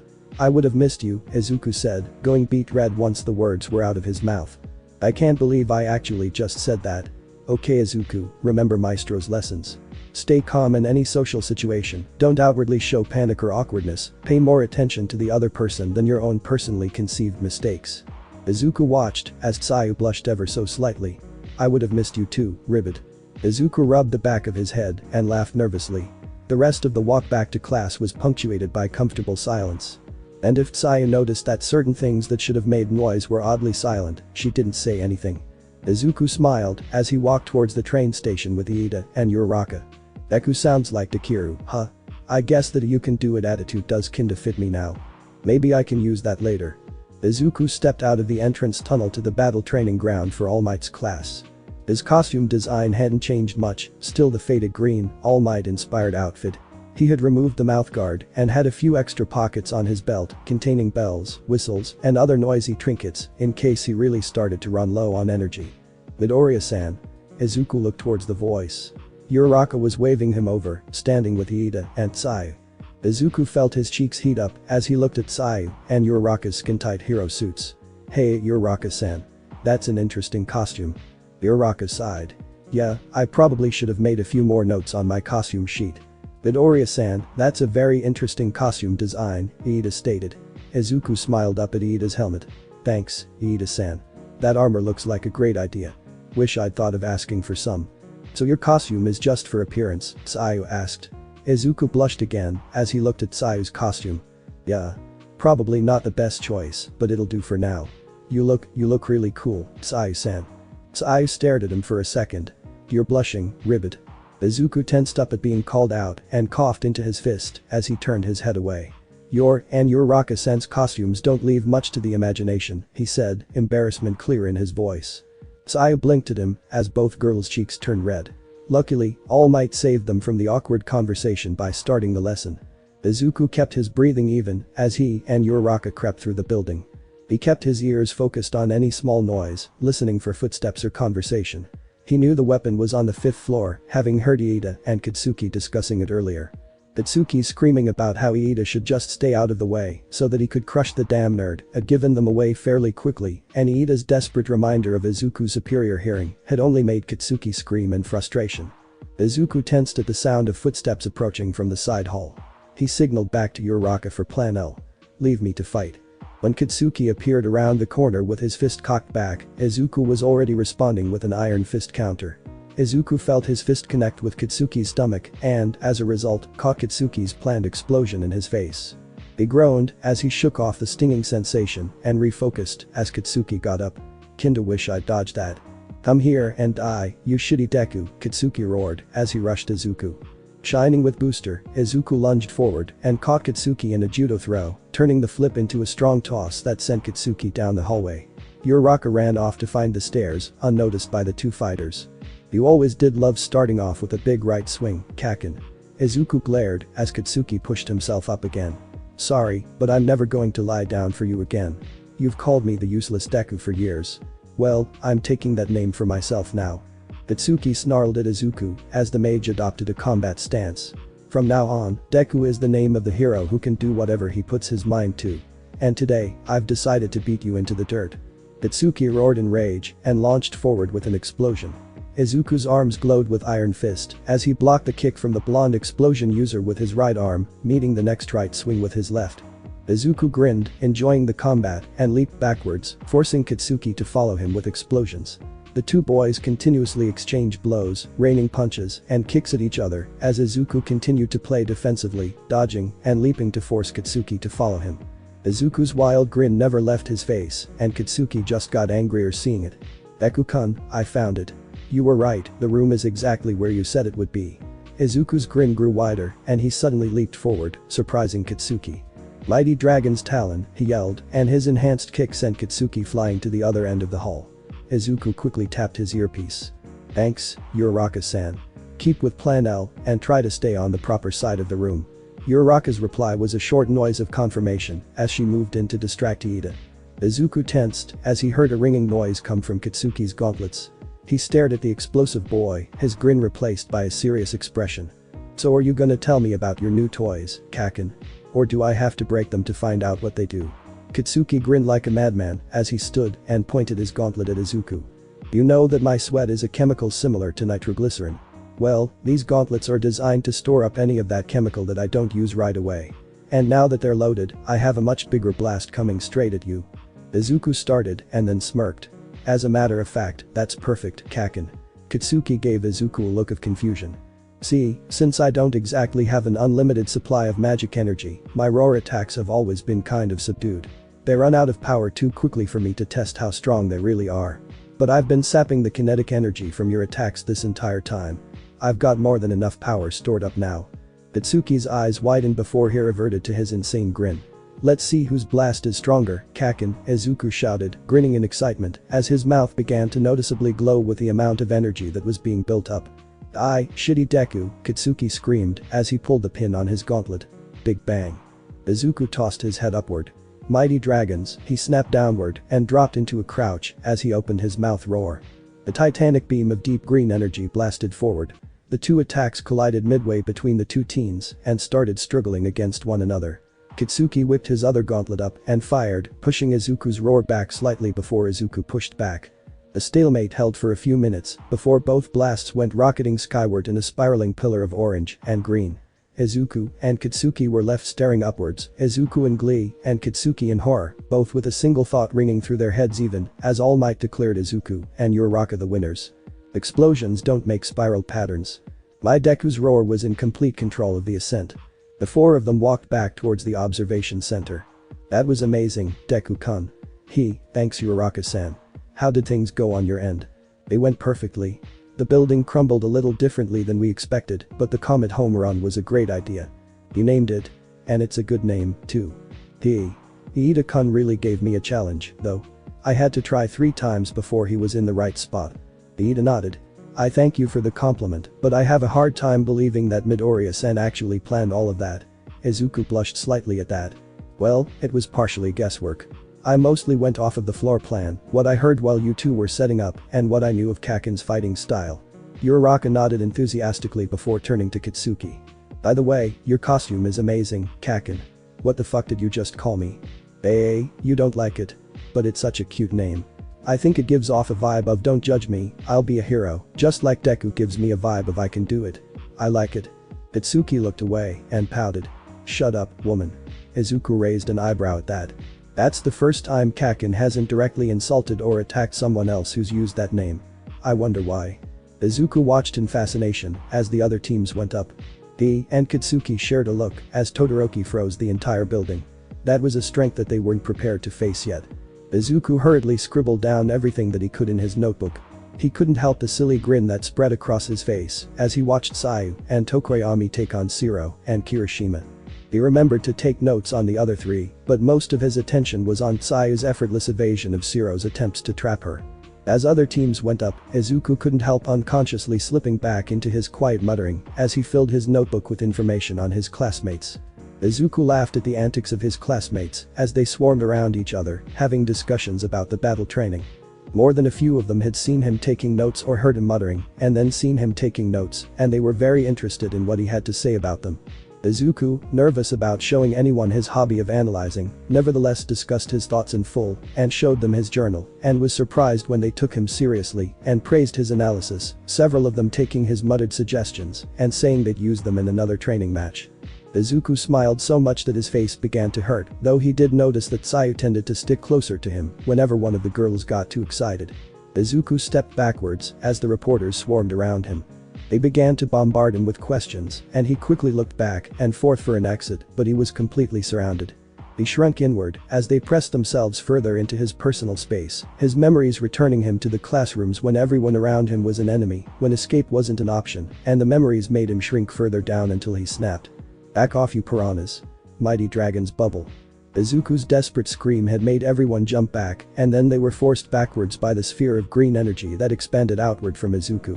He breathed heavily from the phantom fear of his memories as the bubble popped. One brave or stupid female reporter swooped back in, and Izuku grabbed the microphone out of her hand before she could speak. "I got really bad crowd anxiety," he spoke into the microphone. "If you idiots ever crowd me like that again, I will assume you are trying to attack me like what happened daily in my past and react accordingly." With that statement, he crushed the microphone in his hand and walked through the gates of UA, the reporters giving him a wide berth. He hid nearby afterwards, keeping out of sight, and listened as they tried to get stories out of the other students. He laughed at Ida's long-winded description. He nearly fell over laughing when he heard Tsuyu state bluntly that they were looking for scandals and gossip and to give up because they wouldn't find any. He couldn't help cackling as he heard Aizawa dismissing the press but flinched and fled when the alarm blared. That was way too loud and painful to bother to continue listening to. Izuku's magic gave a subtle purr of contentment as he and Tsuyu sat next to each other. "Midoriya-san," Tsuyu called for his attention. "Call me Izuku," he said with a small smirk, mimicking her introduction during the entrance exam. Tsuyu blinked at his request. "Izuku-san. I tend to say whatever's on my mind. I'm self-aware enough to know that." Izuku nodded. "Honesty is an important trait to have. What's on your mind?" "Your magic is similar to All Might's quirk." Izuku flinched slightly. "Does she know about Yogi-san training me?" "Nah, Tsuyu-san," Kirishima butted into their conversation. "Midoriya's got the strength and speed, but have you ever heard of All Might absorbing sound like that?" Izuku sighed quietly in relief before turning to Kirishima. "Actually, my magic is kind of inspired by All Might. That's why I got the element that I did." Izuku noticed everyone else listening to him, even Aizawa. "I told Kaken during the physical examination, but I'm only able to wield magic because I'm quirkless. When I was gifted with magic energy, my desire to be a hero like All Might was so intense that it literally shaped the nature of my magic. I became the Power Dragon Slayer, which is why all of my attack names are called attacks of the Mighty Dragon. For example, my main spell, Mighty Dragon's Booster, is a full physical reinforcement spell." The rest of the class had stopped trying to be subtle and was now being very obvious in their eavesdropping. Even Katsuki was clearly paying attention. "Unfortunately, this comes with some drawbacks. I can't make my magic do anything that's considered unheroic. If I try, I get the magical equivalent of mild to severe food poisoning that I have to wait out and throw up this weird semi-radioactive black sludge that dissolves after about 10 minutes. I also can't eat other elements like sunlight or darkness, although there might be exceptions that I haven't found out about yet." Izuku looked around at his classmates, slightly confused at their looks of shock and worry. "What? It's not that different from Uraraka-san's backlashes." "Izuku-san. How did you figure this information out?" "Ribbit." Izuku looked over at Tsuyu. "Well, obviously I went through it at some point. And that's why we're concerned about you, Ribbit." Izuku looked around at the others in shock. "No, really guys, it's fine as long as I don't do anything stupid, nothing goes wrong. Besides, everyone's quirks have some kind of limit or consequence. I'm just lucky enough to be able to avoid it." The rest of the class relaxed slightly at that. "Your magic is seriously cool, Midoriya," Kirishima piped up. "It's super flashy, you're sure to be a great hero. My quirk just doesn't compare." He held up an arm and hardened it. Izuku suddenly lashed out and hit Kirishima's hardened arm with an iron fist. He pulled back, smirking at the clear lack of damage to either of them. "Being flashy isn't everything, Kirishima-san. With that strength, you could have a tank dropped on you and not even flinch. You'll be plenty flashy as you effortlessly defend against people like me or Kaken." Kirishima smiled at him with watery eyes as the rest of the class began to insult Katsuki's attitude. Izuku stared in horror as the giant black warp gate began to spew out villain after villain. He desperately wanted to do something, but he also couldn't leave the others alone. He watched as Aizawa leaped down into the horde and began to strike down villains one after the other. "Come on, Izuku-san, Ribbit." Tsuyu pulled him away from the fight and towards the rest of the class. They all only managed to get a few feet before the warp villain showed up in front of them. Izuku hit the water hard, his grip on Tsuyu's hand never weakening. He watched her shoot out her tongue to snatch Mineta out of the path of a shark villain and covered their retreat by kicking the villain in the face with talon hard enough to knock them out. Tsuyu tossed the small grape-haired boy onto the boat, then did the same for Izuku, who grabbed her tongue and used it to pull her up the rest of the way. "Well, this is interesting," Izuku said, forcing himself to be calm. Mineta began blubbering about how they were going to die as Izuku turned to Tsuyu. "If you wouldn't mind, could you tell me some more about your quirk?" Tsuyu nodded. "I can do pretty much whatever a frog can. My tongue can stretch for up to 20 meters. I can also secrete a stinging poison from my tongue and take out my stomach to clean it, but I don't know how that's going to be helpful. Izuku turned to Mineta. What about you, Mineta-san? The small boy stopped whining and looked at Izuku with barely controlled fear.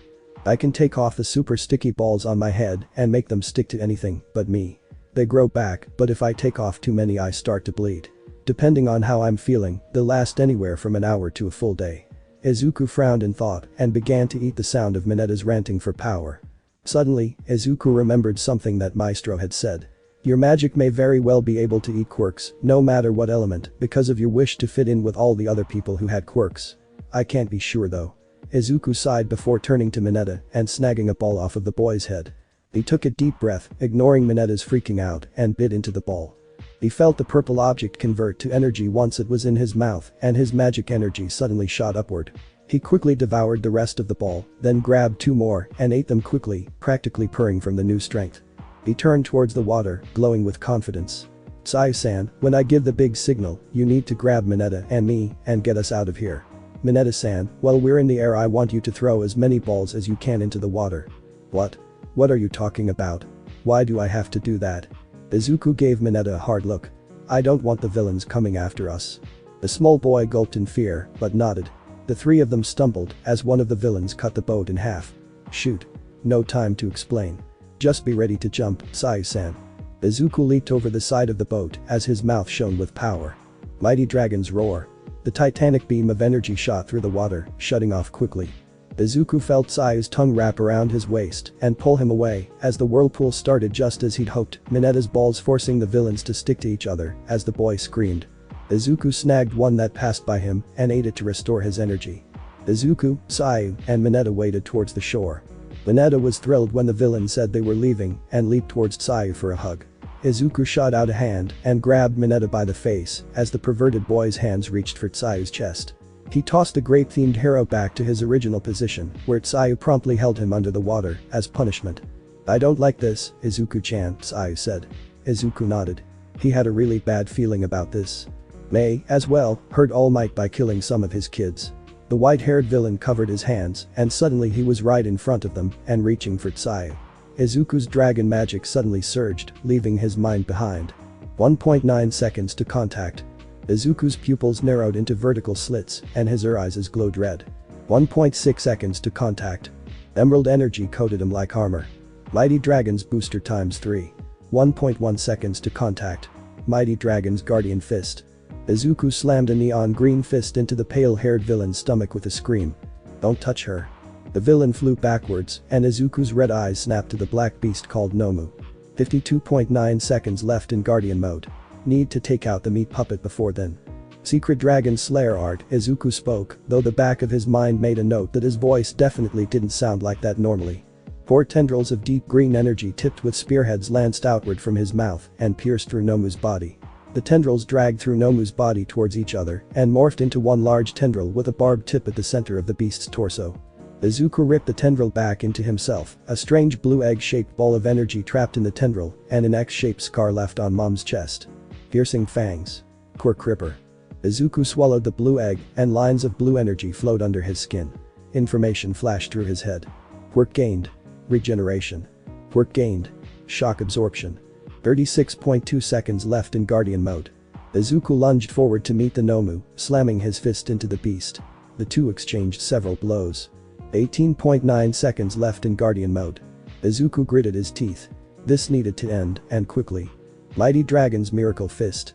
Izuku's arm lit up with neon green and blue streaks and his fist slammed into the Nomu, carrying into an uppercut matched only by the likes of All Might, sending the black puppet flying through the roof.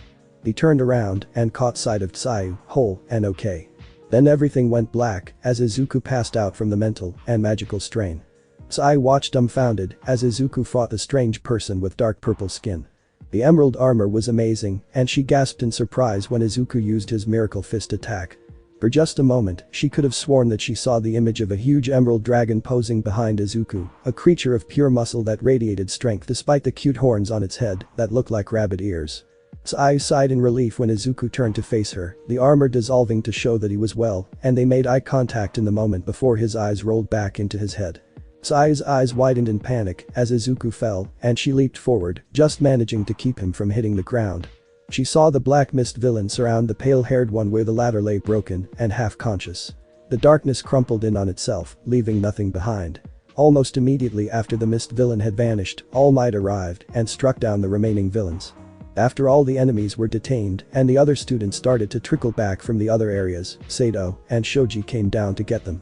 Sato lifted Aizawa, while Shoji used his many arms and tent-like flesh to carry a shocked Tsuyu, who didn't seem to be able to let go of Izuku's unconscious form.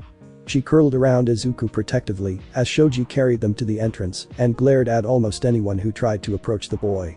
She practically growled when Uraraka tried to approach and literally picked up Mineta with her tongue and threw him several feet away when he tried to move closer to them.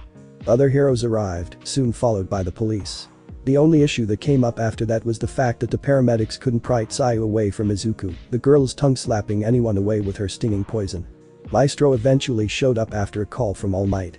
After explaining how he had been the one to train Izuku, Tsuyu finally let him come close enough to touch Izuku and transfer enough magical energy to stabilize him, but couldn't heal the physical exhaustion to wake the boy up. Izuku sighed in his sleep and unconsciously curled closer to Tsuyu. She blushed slightly but hugged him back to make sure he was comfortable. As shock and adrenaline were replaced by exhaustion, Tsuyu soon fell asleep and the two of them slept through the other girls in the class, quietly squealing at them and taking several pictures. No one had the heart to pull them apart later, and so the two spent the next few hours curled up against each other in an infirmary bed. Izuku's face seemed to have developed a permanent case of blushing. His cheeks were still pink when he returned to the classroom and took his seat after the students were allowed to come back to school. He made eye contact with Tsuyu the minute he looked in her direction, and his blush deepened from pink to red. Despite this, he still managed to give her a beaming smile and saw her cheeks gain a bit of color before they both looked away.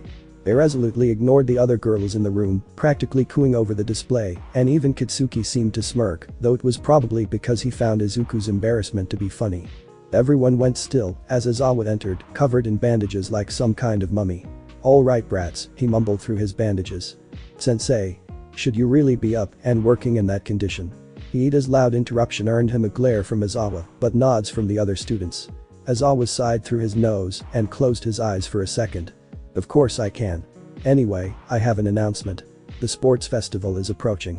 Izuku blinked as the rest of the class chattered. "Even after the USJ attack? Wow, UA really doesn't slow down for anyone." Izuku let the chatter from the class wash over him before he sensed something familiar outside the door. "Now then," Aizawa said, cutting through Izuku's focus, "because I obviously can't do much like this, I've called in an associate from the Underground Hero Network to give me a hand in preparing you all for the sports festival. I'll be turning the class over to him for the next few days." The class shivered as they sensed rather than saw Aizawa's grin. "You can come in now," he called towards the door. The moment the door opened, the whole room went dead silent, their voices being silenced by the pressure coming from the person at the door. Izuku started as Maestro walked into the room and stood next to Aizawa. "Howdy," the teen said. "I'm Maestro and I'll be your opponent for the next few days. If you can get me to use defensive magic or land a hit on me, I'll consider training you all individually. Good luck." With that, Maestro grinned and leaped out the window, sprinting off towards training ground beta the second he hit the ground. Izuku snarled and leaped to the front of the class. "Everyone, change into your gym clothes and get to battleground beta as soon as you can. And why the fuck should we listen to you, shitty Deku?" Izuku glared at Katsuki. "Because I'm the one who's been training with him for almost a full year now. I know his style, and I can tell you right now, we're more than a little bit screwed." Izuku sprinted out to the changing rooms, quickly followed by the rest of the class. They quickly changed into their workout uniforms and ran out to battleground beta. Maestro grinned as he stood in the middle of an area that was full of rubble, but mostly cleared, his hands resting in his pockets, except for the pinky and thumb. Izuku stared in shock as the rest of his class looked at the sheer devastation in horror. Maestro's grin turned into a predatory smirk when he noticed them. "What do you think?" His voice rang out from the center of the field of rubble. "A nice little field to test out what you can do. Let's see whether or not you all have any skill worth training up." Katsuki roared in fury and launched forward with explosions. In an instant, Maestro was in front of him and slammed a foot into the blonde's stomach, sending him flying into a pile of rubble. Izuku roared charge and launched forward, glowing with booster. He got about halfway to the center before Maestro's kick slammed into his side and sent him flying. Suddenly Maestro appeared in Izuku's flight path and kicked him skyward. Maestro then flew above Izuku before dropping down into a meteor kick, sending Izuku careening toward the ground. The Dragon Slayer's descent was interrupted by Tsuyu, who bounded around the piles of rubble and literally tackled him out of the air and into a more controlled tumble towards the ground. Maestro shot downward and slammed his feet into the pair, sending them crashing into their own pile of rubble. He hesitated for an instant, checking through the cloud of dust long enough to see that Izuku had regained enough presence of mind to use himself as a makeshift pillow to soften Tsuyu's landing, then launched himself backward as Uraraka began to fling weightless rocks at him. Tokoyami's dark shadow flew upward to meet him, and he slammed his leg into the beast with so much force that it shrunk to a fifth of its size and retreated into the boy, who quickly ended up on the receiving end of a kick to the stomach courtesy of Maestro's high-speed flight. Maestro back-flipped out of the way of Kirishima's lunge and used his legs to pick the hardened boy up and throw him into Iida, who had been approaching from behind. The two went flying and landed near Izuku and Tsuyu. Maestro ducked around Ishido's acid shots and kicked her in the stomach hard enough to send her flying into Zero, interrupting the boy's attempts to land a hit with his tape. He ducked under Shoji's grab, slipped around behind him, and wrapped his legs around the large boy's waist from behind, spinning around to fling him into Kaminari, who tasered automatically as Shoji's weight knocked him out. Maestro chuckled as he flipped over Minetta's balls, causing Kuda to get covered in them before kicking the great boy into the beast speaker's head, knocking them both out. Ajiro leaped forward with his tail, and Maestro casually leaped upward and kicked the martial artist out of the air, sending him flying into Hagakure. He heard Uraraka call out release and looked upwards as rocks began to rain down towards him.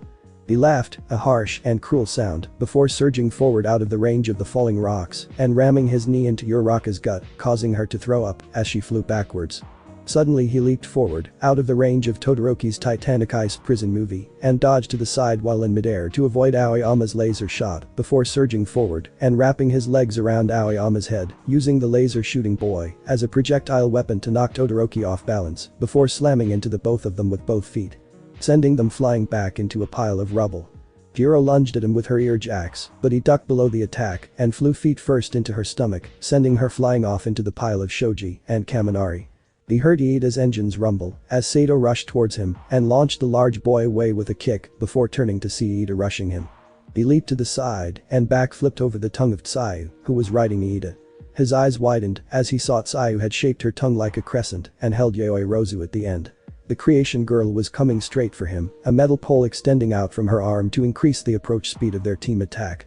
Maestro smirked as he crossed his arms in front of his face. I could dodge it, he thought, but they did well to come up with this. Yes, I'll give them this one. A pale green wall of sound magic formed at a diagonal, sending Yayoi Rozu's improvised lance to the side and forcing her to separate it from her body as Tsuyu dropped her. Those in the class who were still conscious stared in shock as Maestro floated in place with a shield spell raised. Suddenly Maestro burst out laughing. Good going, kids. He flipped around and landed on the ground. You all pass for today. We have a lot to work on, but you're all quite strong. It is my honor to train you. The class began to chatter excitedly as they carried their damaged classmates to the infirmary before Maestro called out to them again. And by training you, I of course mean that I'm going to make you work yourselves to the brink of death. I hope you all are ready for a lot of suffering. The class looked back at him in horror to find a slightly sadistic grin on his face, a predatory gleam in his eyes. They all escaped to Recovery Girl much faster after that. Maestro swept his gaze over the battlefield strewn with students. Izuku and Katsuki were still brawling in a no quirks allowed spar. Kirishima and Ishido went head to head in the same way. Sato and Shoji were caught in a standstill, attempting to force each other to submit through sheer muscle power. Yayoi Rozu, Kuda, Jiro, Hagakure and Kaminari were jogging around the field while Zero and Mineta tried to stick them in place. Maestro frowned. Mineta. Zero. Stop being perverts and focus on hitting the boys a little more or I'll use your heads to plant them as trees. He ignored their fearful agreement as he resumed checking the rest of the students over. Uraraka and Tsuyu were positioned with Tsuyu in a push-up position balancing on Uraraka's toes and hands. Uraraka was wearing gloves and bench pressing Tsuyu, who was doing push-ups, bringing herself down when Uraraka lifted and both were drenched with sweat. Aoyama and Tokoyami were dueling with only their quirks, Tokoyami trying to force Dark Shadow to fight despite the light and Dark Shadow's onslaught forcing Aoyama to constantly fire his naval laser over and over again. Ajiro and Iida clashed over and over again, Iida's engines firing off constantly to boost his speed and Ajiro's tail flinging him around the battlefield, both pushing their speed to last longer and be faster. Maestro hummed as his mid-air back flipped away from Todoroki's next attempt to freeze him in place. "Still too slow, kid," he called, looking down at the boy from his new position in the air. Todoroki glared up at him and sent more ice pillars skyward. Maestro danced around his attempts and crashed through the formed pillars, sending chunks of ice raining down towards the boy. They continued their frosty dance as the others struggled with their own assignments. After about 3 hours of training, Maestro's magically amplified voice rang out across the training field. "Time's up." Most of the students dropped to the ground. Tsuyu collapsed onto Uraraka, neither having the energy to move her. Izuku dragged himself over to the two girls and sat down hard, attempting to glare in Minetta's direction, but only managing a tired flower. Katsuki, refusing to be outdone, stumbled to the other side of the girls and dropped, managing to glare at the purple pervert. Kirishima and Ishido lay in a jumble of limbs, too tired to try and disentangle themselves. Sato and Shoji had managed to collapse away from each other, as had Ejiro and Iida. Aoirozu, Kuta, Jiro, Hagakure and Kaminari had ended up in a semi-pile, with Kaminari lying across Kuta's stomach with his head on Jiro's stomach. Jiro's head was resting on Aoirozu's thighs and Hagakure was sprawled across Kaminari's chest. Zero and Mineta had fallen in strategic ways to ogle the sweaty girls, though they quickly closed their eyes when they noticed Izuku, Katsuki and Maestro glaring at them. Todoroki and Aoyama fell over from Quirk overuse and Tokoyami dropped to his knees, panting. Maestro touched down and scoffed. "Seriously, you all can't even push your limits for 3 hours without collapsing from exhaustion. How do you plan to succeed against a league of villains again if you can't even counter your own weaknesses? Decide. Next time we work on your agility, so rest up because you're going to need it. I warned you that I was going to train you to the brink of death and I'm not going to settle for any less. If you kick the bucket in the attempt, that's your problem."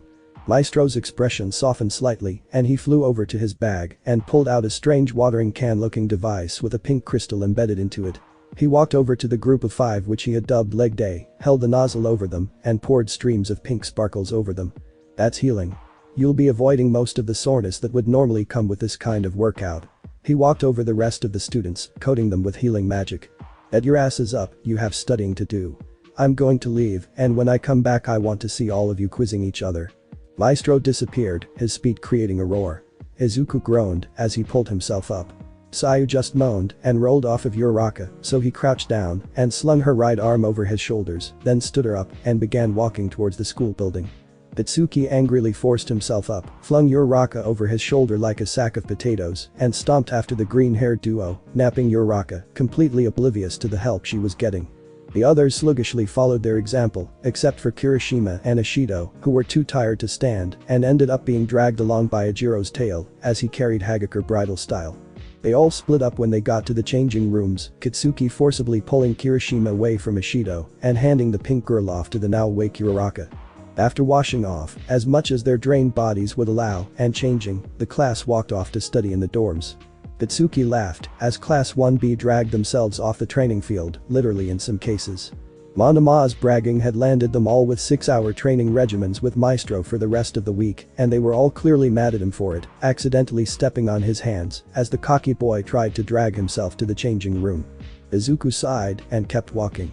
He remembered what Maestro had told him about how nothing in life came free back before he got into UA, and it looked like Monama was paying harshly for whatever improvements his class was getting. Izuku's feelings of sympathy soon changed to shock as he looked at the titanic obstacle course that Maestro had used magic to construct. "Listen up, brats." Izuku's head whipped up to where Maestro was floating above the magical creation. "If I don't see one of you clear this in 20 minutes, you'll be running it for the next 3 hours. 20 minutes, that's ridiculous," Mineta screamed. Maestro grinned cruelly. "You're right, Mineta, 20 minutes is much too long. It's now 15 minutes. "What?" the entire class screeched. "Care to try for 10, Maestro asked them. His response was a malevolent silence directed at Mineta. "That's what I thought. Now get to the starting line." Izuku gave a resigned sigh. This was going to be painful. He quickly summoned Booster and hoped the others would help each other. The whole class stood at attention as Maestro walked down the line. Even Mineta was standing completely still, not even glancing in the direction of Uraraka's skirt, which was right next to him. Finally Maestro called out, "At ease." The students all dropped to the ground, except for Mineta, who literally dove behind Sato to escape Maestro's gaze. "Congratulations, brats. You've all managed to successfully not die yet. You get to participate in the sports festival. You also won't have to deal with me anymore now that my job here is effectively done." you were all a delight to torment." Maestro gave them one last sadistic grin. "Goodbye, Class 1A. Don't embarrass me during the sports festival, or I'll come back with twice the force." With that, he shot off into the air. The students waited for a few minutes to make sure that he was really gone. Then they all started cheering in relief. Uraraka hugged Katsuki out of pure joy and was pleasantly surprised when the normally angry boy actually lifted her up and spun around before remembering that he was being watched and setting her down. The whole class was completely giddy, falling over each other in celebration of their new freedom. Izuku found himself at the bottom of a puppy pile, Tsuyu's full body pressing down on him under the weight of Ejiro, Hagakure, Jiro, and Kaminari. He activated Booster and flung them all off, tackling Tsuyu to the ground in retaliation. The class continued to celebrate until it was time to return to their classes. Meanwhile, "Did you get it?" Maestro's question made the other person smirk. "Yep." All 20 minutes of them falling all over each other, laughing their butts off. Maestro smirked and took the high-powered, long-distance camera, popping the South Dakota card out and plugging it into his own phone. He quickly saved a copy of the video to his own device before handing the card and camera back to the other man.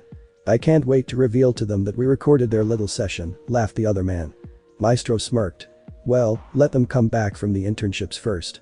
See you soon, All Might." Ashinori stepped out of the shadows and quickly inflated into his hero form, leaping off to get back into the building before his next class. Maestro smirked, emailing the video to Aizawa. "Let's see how long it takes this to end up on the internet," he said with a laugh. "Midoriya-san."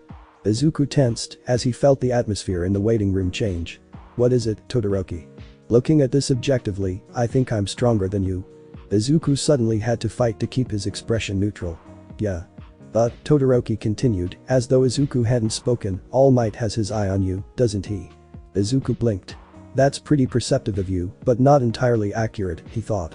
"I'm not trying to pry about that. But I'm going to beat you." Izuku forced his face into a normal expression. I must not laugh, I must not laugh, he doesn't know that I can eat quirks yet, so I must not laugh." "Oh? Is the best in the class making a declaration of war?" Kaminari's question helped Izuku refocus on the sports festival a little bit. Kirishima walked up to Todoroki and put a hand on the scarred boy's shoulder. Hey. Why are you picking a fight all of a sudden?" Todoroki shoved Kirishima's hand away. "We're not here to play at being friends, so what does it matter?"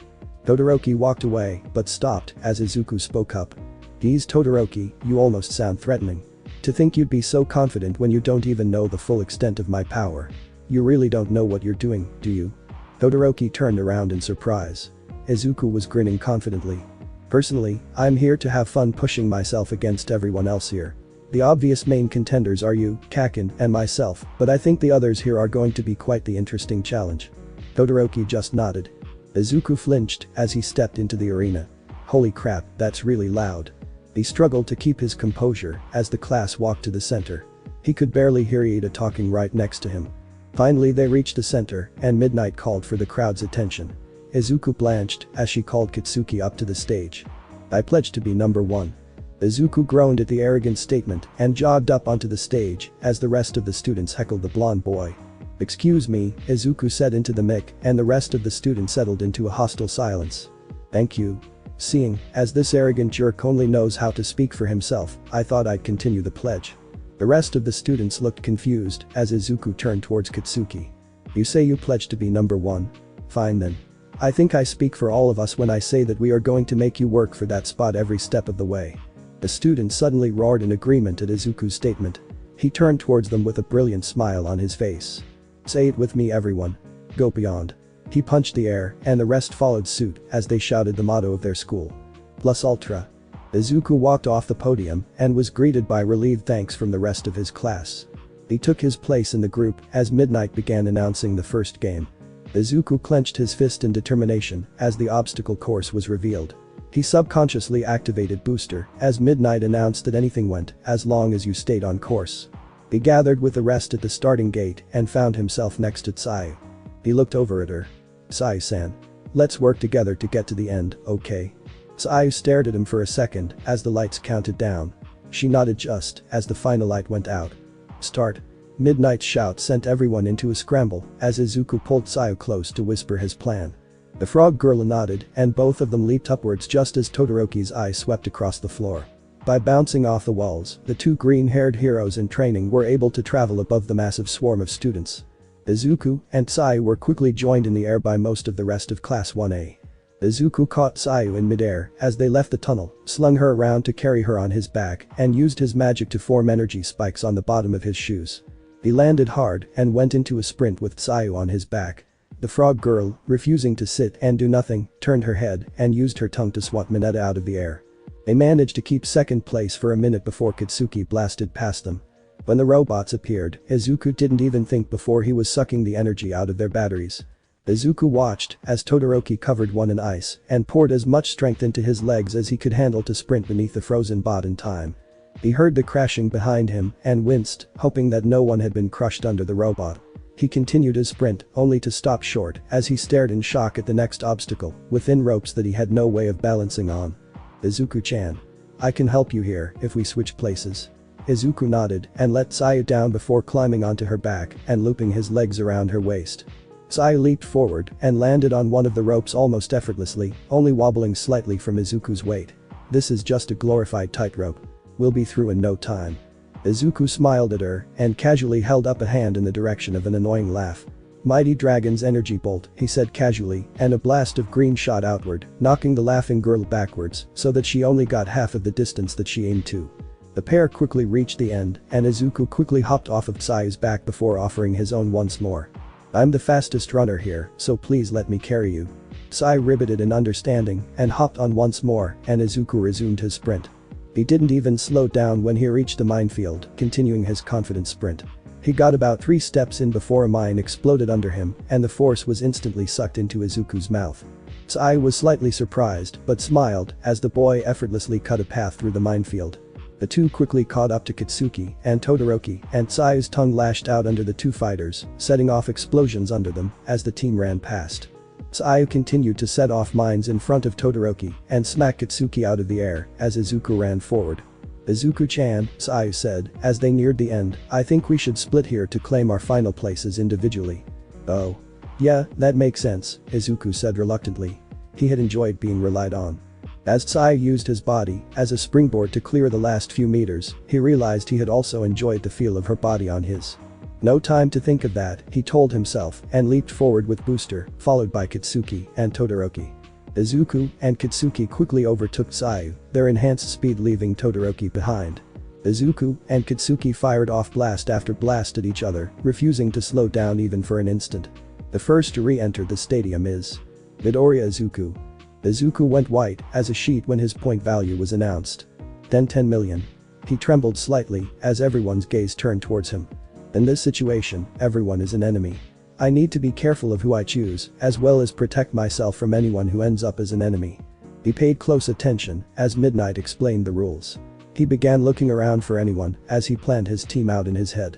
I'll need mostly offensive or counter-offensive teammates, which means Tsuyu-chan, he called out. The frog girl turned toward him. Please be on my team.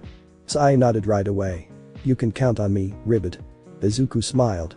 Come on, I know just who to pick next. He led her over to where two people were having a discussion. Perfect. Both birds with one stone. Tokoyami-san. Jiro-san. The two looked over as Izuku called out to them. He pushed aside his nervousness and gave them a confident grin. Please be on my team. With the four of us, we can win no problem. They stared at him for a minute, then nodded. Izuku smiled as they leaned in to hear his plan. Here's what I think we should do. The teams mounted up as the buzzer sounded. Tokoyami stood in front with Jiro and Tsuyu on the left and right. Tsuyu's 150 points, Jiro's 110 points, and Tokoyami's 180 points, combined with Izuku's 10 million points to create the 10,440 point headband that was around Izuku's head. Midnight called out and everyone rushed Izuku's team. Mighty Dragon's Force Helm. Izuku brushed his hands over his head and a green helmet of energy, with a large gap in front to reveal his headband, appeared. Mighty Dragon's Team Aura. Energy flowed around Izuku's teammates, enhancing their strength and quirks to the same level as the booster spell he tossed on. His team rushed forward, Tsuyu's tongue and Jiro's earjacks lashing out to snag any points they could. Dark Shadow surged outward to play counterforce, while Izuku began blasting at any team that got too close. The ground under them suddenly turned into quicksand, so Izuku aimed a palm at Tetsutetsu's front horse. Mighty Dragon's Stun Blast. A ball of energy slammed into the boy's face and he fell over as his quirk, energy, and concentration were interrupted. Jiro stabbed her earjacks into the ground, shattering the now hardened earth, and Team Izuku resumed running. Izuku knew which people to target and glanced around. Todoroki was riding with Iida, Yuyorozu, and Kaminari, while Katsuki was right in my face. Oh crap. Mighty Dragon's Force Pulse. A wave of pure force knocked Katsuki back and sent him spinning weightlessly through the air. The perpetually angry boy used his explosions to redirect himself back to his team, landing hard on a hardened Kirishima, with Ishido and Uraraka supporting the catch. Izuku breathed a sigh of relief and resumed tossing energy bolt blasts at the feet of anyone who came too close. This included Iida, who Izuku ended up sending relentless barrages of attacks to keep Team Todoroki at bay. A quick glance told Izuku that Katsuki wouldn't be a problem for a few minutes, as he was actively chasing Monoma, who had probably looked confident at one point but now looked panicked as Katsuki relentlessly pursued him. Izuku vaguely registered present mix announcement of 5 minutes left as Todoroki's eyes suddenly sprung up around his team. A small arena was created for a fight between Todoroki's team and Izuku's team. Izuku just smirked. Mighty Dragon's Great Wall. A solid barrier of green energy appeared between the two teams. Izuku's team turned towards the ice wall as the energy wall continued to grow and surrounded Team Todoroki. Giro's earjacks, Dark Shadow, and Izuku's energy blasts began to destroy the ice wall, cutting them off. Izuku smirked in Todoroki's direction as the last of the ice broke. He thought it would be easy because I was the only defense-oriented person, but he forgot that I'm too versatile to account for. With that, Izuku turned towards the rest of the teams. Tsuyu gave an angry ribbit and shot her tongue towards Shoji just as Mineta leaned out creepily. She snagged the headband off of the small boy and pulled back as Mineta flung a ball at her tongue. The ball flew toward Izuku, who effortlessly dodged it. Team Izuku simply continued to play stay back or else to stall until time ran out. He noticed that Team Todoroki and Team Katsuki had switched focuses, going for as many points as they could and ignoring his team. Izuku smirked and refocused, casually throwing an explosive blast at Team Shinso's feet. We can win this. With those two gone and the rest too focused on me to do the same, we can win. Izuku smiled as the 4 teams were announced. His team in first, Todoroki's team in second, Katsuki's team in third, and Shinso's team in fourth. He couldn't help the grin that found his face as he walked off the field, proud of his success. So, what did you want to talk to me about? Izuku started nervously at Todoroki. The other boy continued to stare silently. Silent treatment, huh? Well, 2 can play that game. Eventually, Todoroki spoke. Your power. It truly is only limited by your imagination, isn't it? Izuku let out a nervous chuckle. That, and my energy reserves, but pretty much. And every new skill is claimed as property of the mighty dragon. Izuku sighed mentally. He's not listening, is he? But your strength and ability, as well as what seems to be the source of your power. Are you All Might's secret child or something? Izuku stared for a second before letting out a huge laugh. All Might's secret child. That's the funniest thing I've ever heard. He continued to laugh for a few more seconds before forcing himself to calm down. Okay, now let me ask you something. Why would you care about what my relation to All Might is? I'm sure you have some reason. Todoroki sighed. My old man, Endeavor, has been stuck as the number 2 hero for years. If you have some kind of relation to All Might, then I have even more of a reason to beat you. My old man only cares about one thing, and that is turning me into a weapon to be used to crush All Might and put the name Todoroki in the number 1 spot. Izuku's eyes slowly grew wider as Todoroki continued talking about his past. He blinked when Todoroki started moving, finally coming out of his own thoughts. He hesitated, then stepped forward. I won't pretend to know the pain you feel. I have been supported all my life. Even where I am today, with the power I wield, can be attributed almost entirely to support from others. But I was quirkless once. Todoroki turned ever so slightly, as though to hear better. I know what it feels like to have the world against you. I know what it is to be alone. I just want you to know that you're not alone anymore. You're part of my thunder now. At this, Todoroki turned around fully. Your thunder? Izuku nodded. Yeah.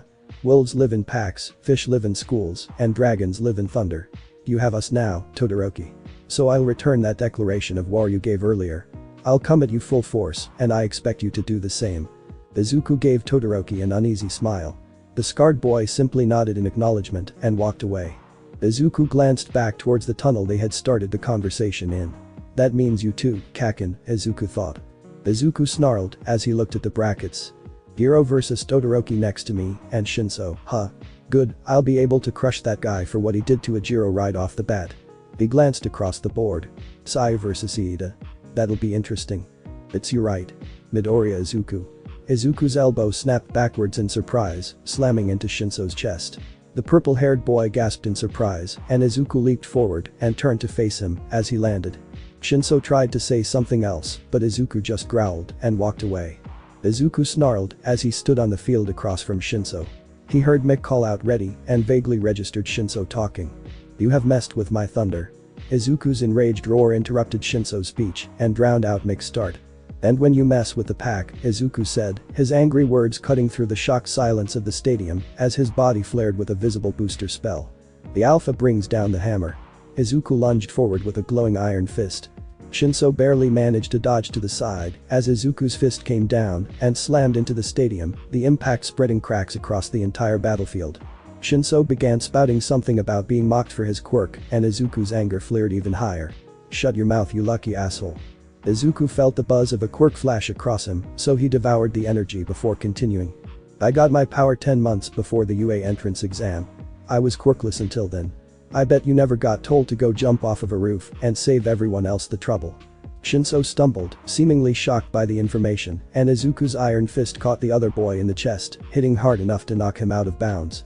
Izuku wanted to keep going for a second, wanted to teach this brat what happened when you messed with his friends, his family, his thunder, but took several deep breaths as Midnight announced him the winner. He looked down at Shinso from his position at the edge of the arena stage. "You know, that mind control quirk really is something. You got really unlucky to have pissed me off. You could do a lot of good with a quirk like that." Izuku turned and walked off the stage, not looking back to see the profound effect his words had had on the star of Gen Ed. Izuku stared in shock at the screen that he could just barely see around Todoroki's eyes. Jiro had attempted to trip him up with her earjacks, but Todoroki had simply summoned a glacier and trapped her full body, except the ends of her earjacks where the sound was channeled. Unable to move, Jiro was declared the loser, and Izuku caught some of the water on his tongue as the titanic eye structure melted.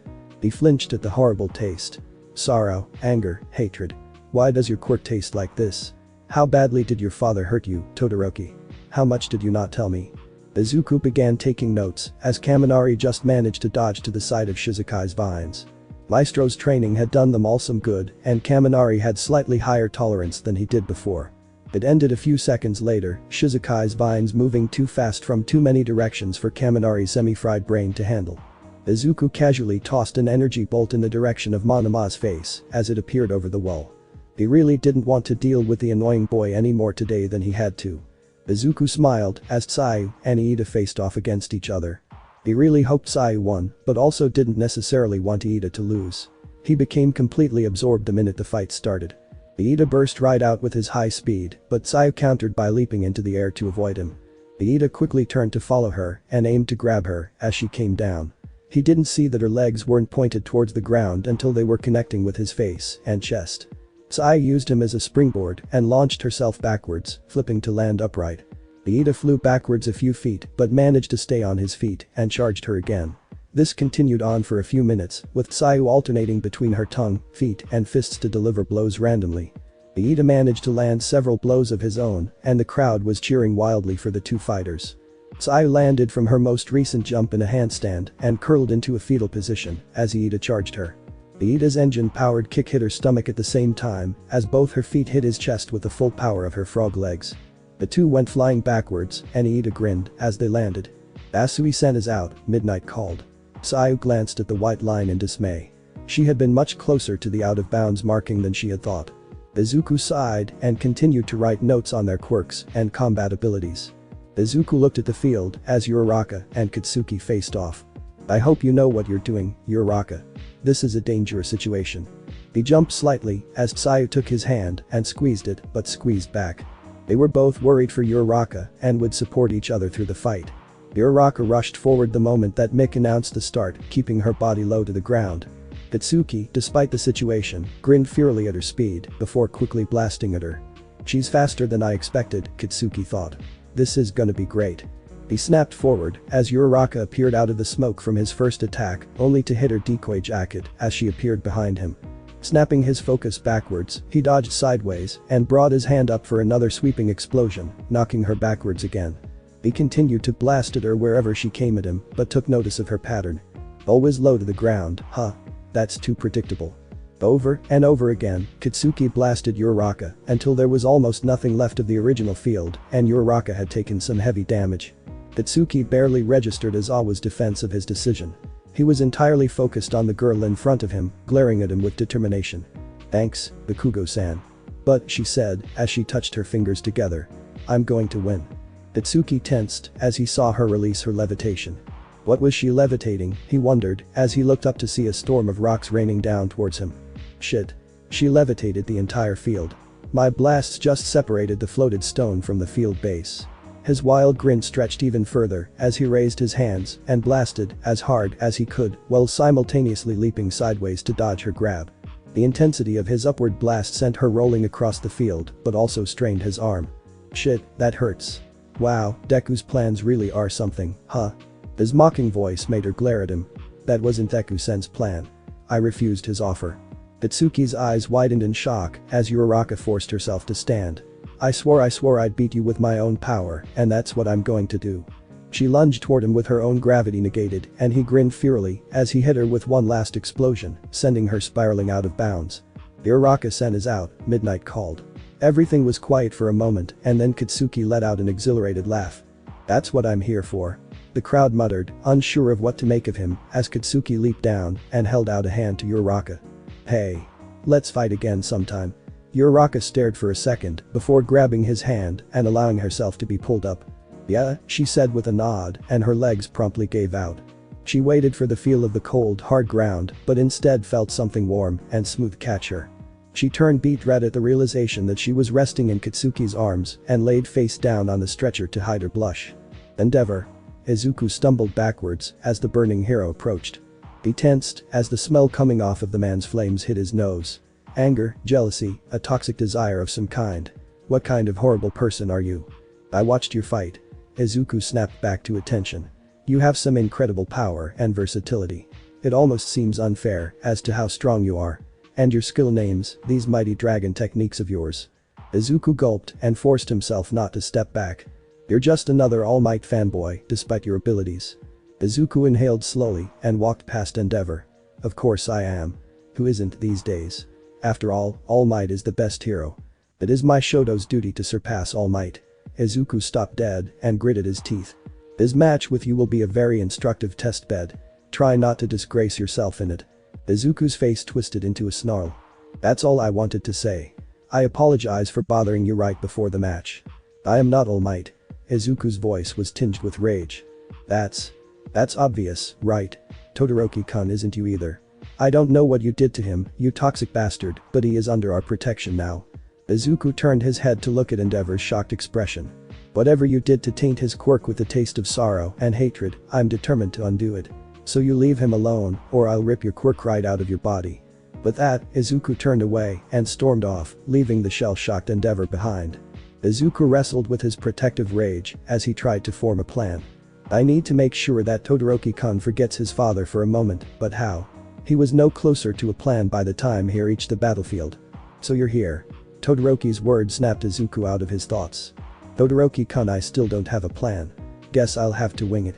"Start as soon as Mick called." Izuku crackled with booster and Todoroki sent out a surge of ice. "Mighty Dragon's demolition fist," Izuku yelled as he flicked his middle finger. The shock wave shattered Todoroki's ice attack and put him on the defensive temporarily. When the wind stopped, Todoroki looked up to see what kind of backlash a move like that could have. His eyes widened in surprise to see that the broken finger was already looking less broken. Izuku smirked. "I never did tell you about that, did I? I stole this quirk out of a meat puppet called Nomu. Got a shock absorption quirk out of it too," he stated. Todoroki glared and summoned more ice. Izuku used his index finger to fire off a demolition fist this time, the pain in his middle finger warning him that it would take a little time before he could break it again. Todoroki stepped forward as he summoned another ice attack. "I need an opening," Izuku thought as he sacrificed his ring finger to another demolition fist. "You're trying for an endurance match, huh?" Todoroki summoned yet another ice attack that Izuku gave his pinky to nullify. Todoroki used his next attack as a ramp to run up and Izuku's eyes flashed upwards as he used the middle finger on his other hand to break the ice. He leaped backwards almost casually from Todoroki's descending punch and was taken by surprise when ice shot towards him again, reaching his leg before he could react. Crap. He's too close. I have to risk it. Izuku summoned Demolition Fist into his whole left arm and punched, forcing Todoroki back almost to the edge. Izuku's whole arm burned as it slowly regenerated. That was a lot stronger than before. Do you want me to stay away? He's good, Izuku realized. Not just his quirk, but his body, his judgment, he's an incredibly powerful all-around fighter. Maestro's training only made him better, but it helped me too, so we should balance out, but that may not be enough. Geez, are you really that beat up from just defending and running? Izuku grit his teeth in determination, noticing Todoroki's shivering. Thanks. That guy's face looks pretty unhappy thanks to you. With your body still healing, you can't fight anymore. This is finished. Todoroki sent out a brutal eye surge. Where the hell are you looking? Izuku's twisting voice seemed to roll over the battlefield as his demolition fist flick shattered the ice. Todoroki was pushed back to the edge of the boundary before managing to stop himself. Izuku's middle finger had finally healed enough. Izuku winced at the lingering pain in his finger. Okay, maybe I fired that off a little too soon, he thought. Bastard, Todoroki muttered as he pushed himself up. Why are you going so far? Izuku forced a smirk through the pain.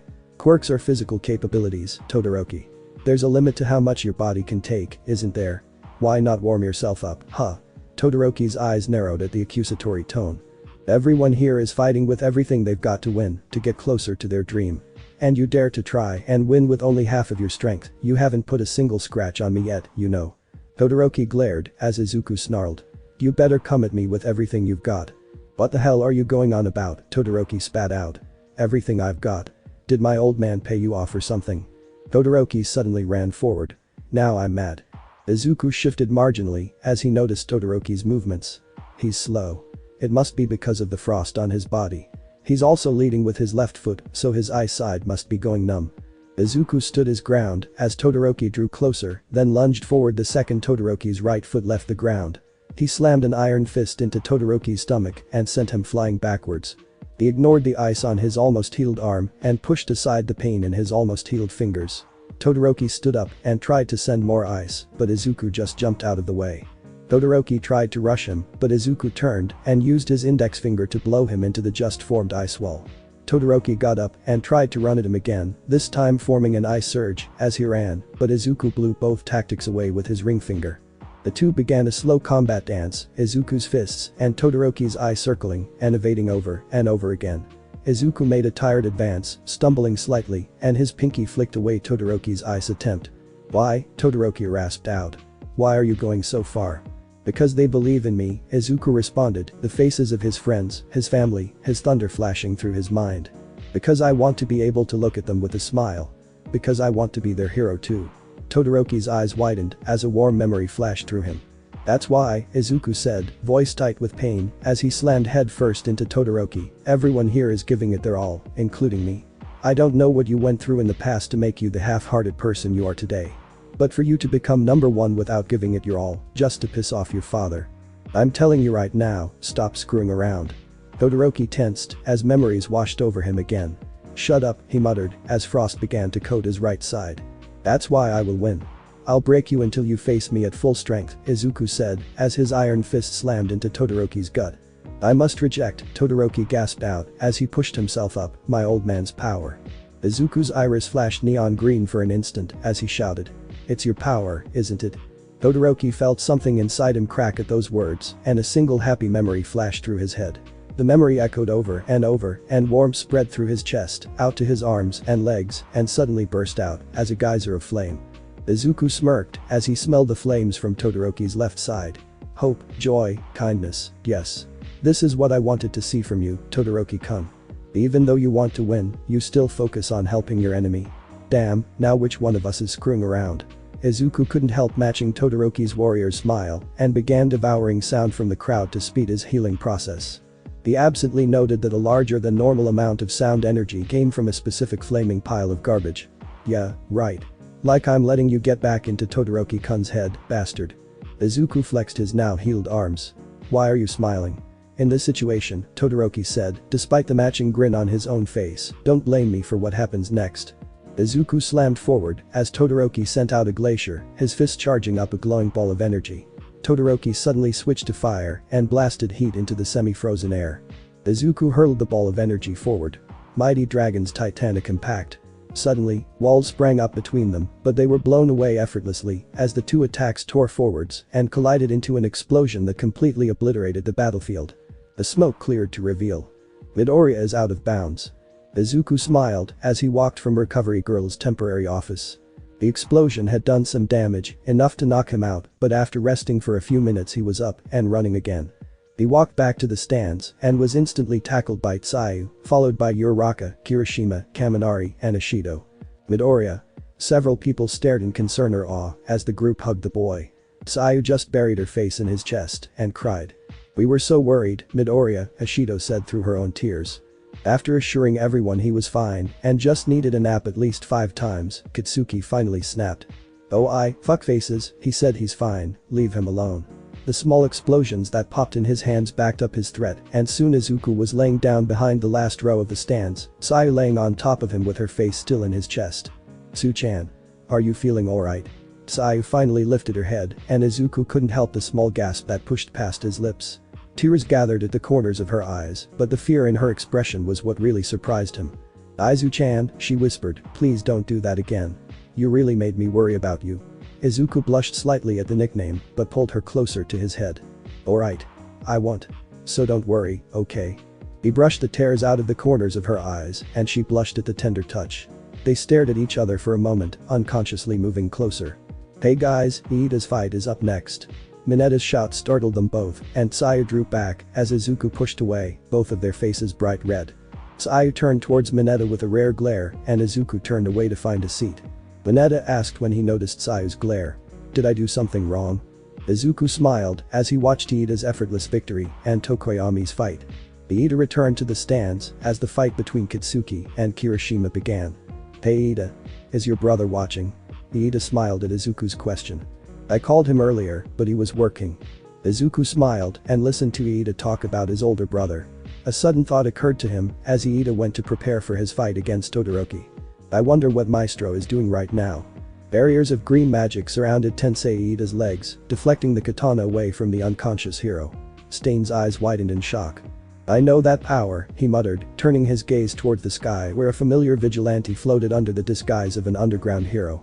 "We have a lot to talk about, Chisholm," Maestro stated in a tone that just barely concealed his anger. Stain's expression twisted into a snarl. "Yes, we do. Muinago. Thanks for watching my video, and make sure to check out the author of this fanfic, link is in the description. See you next time, till then sayonara.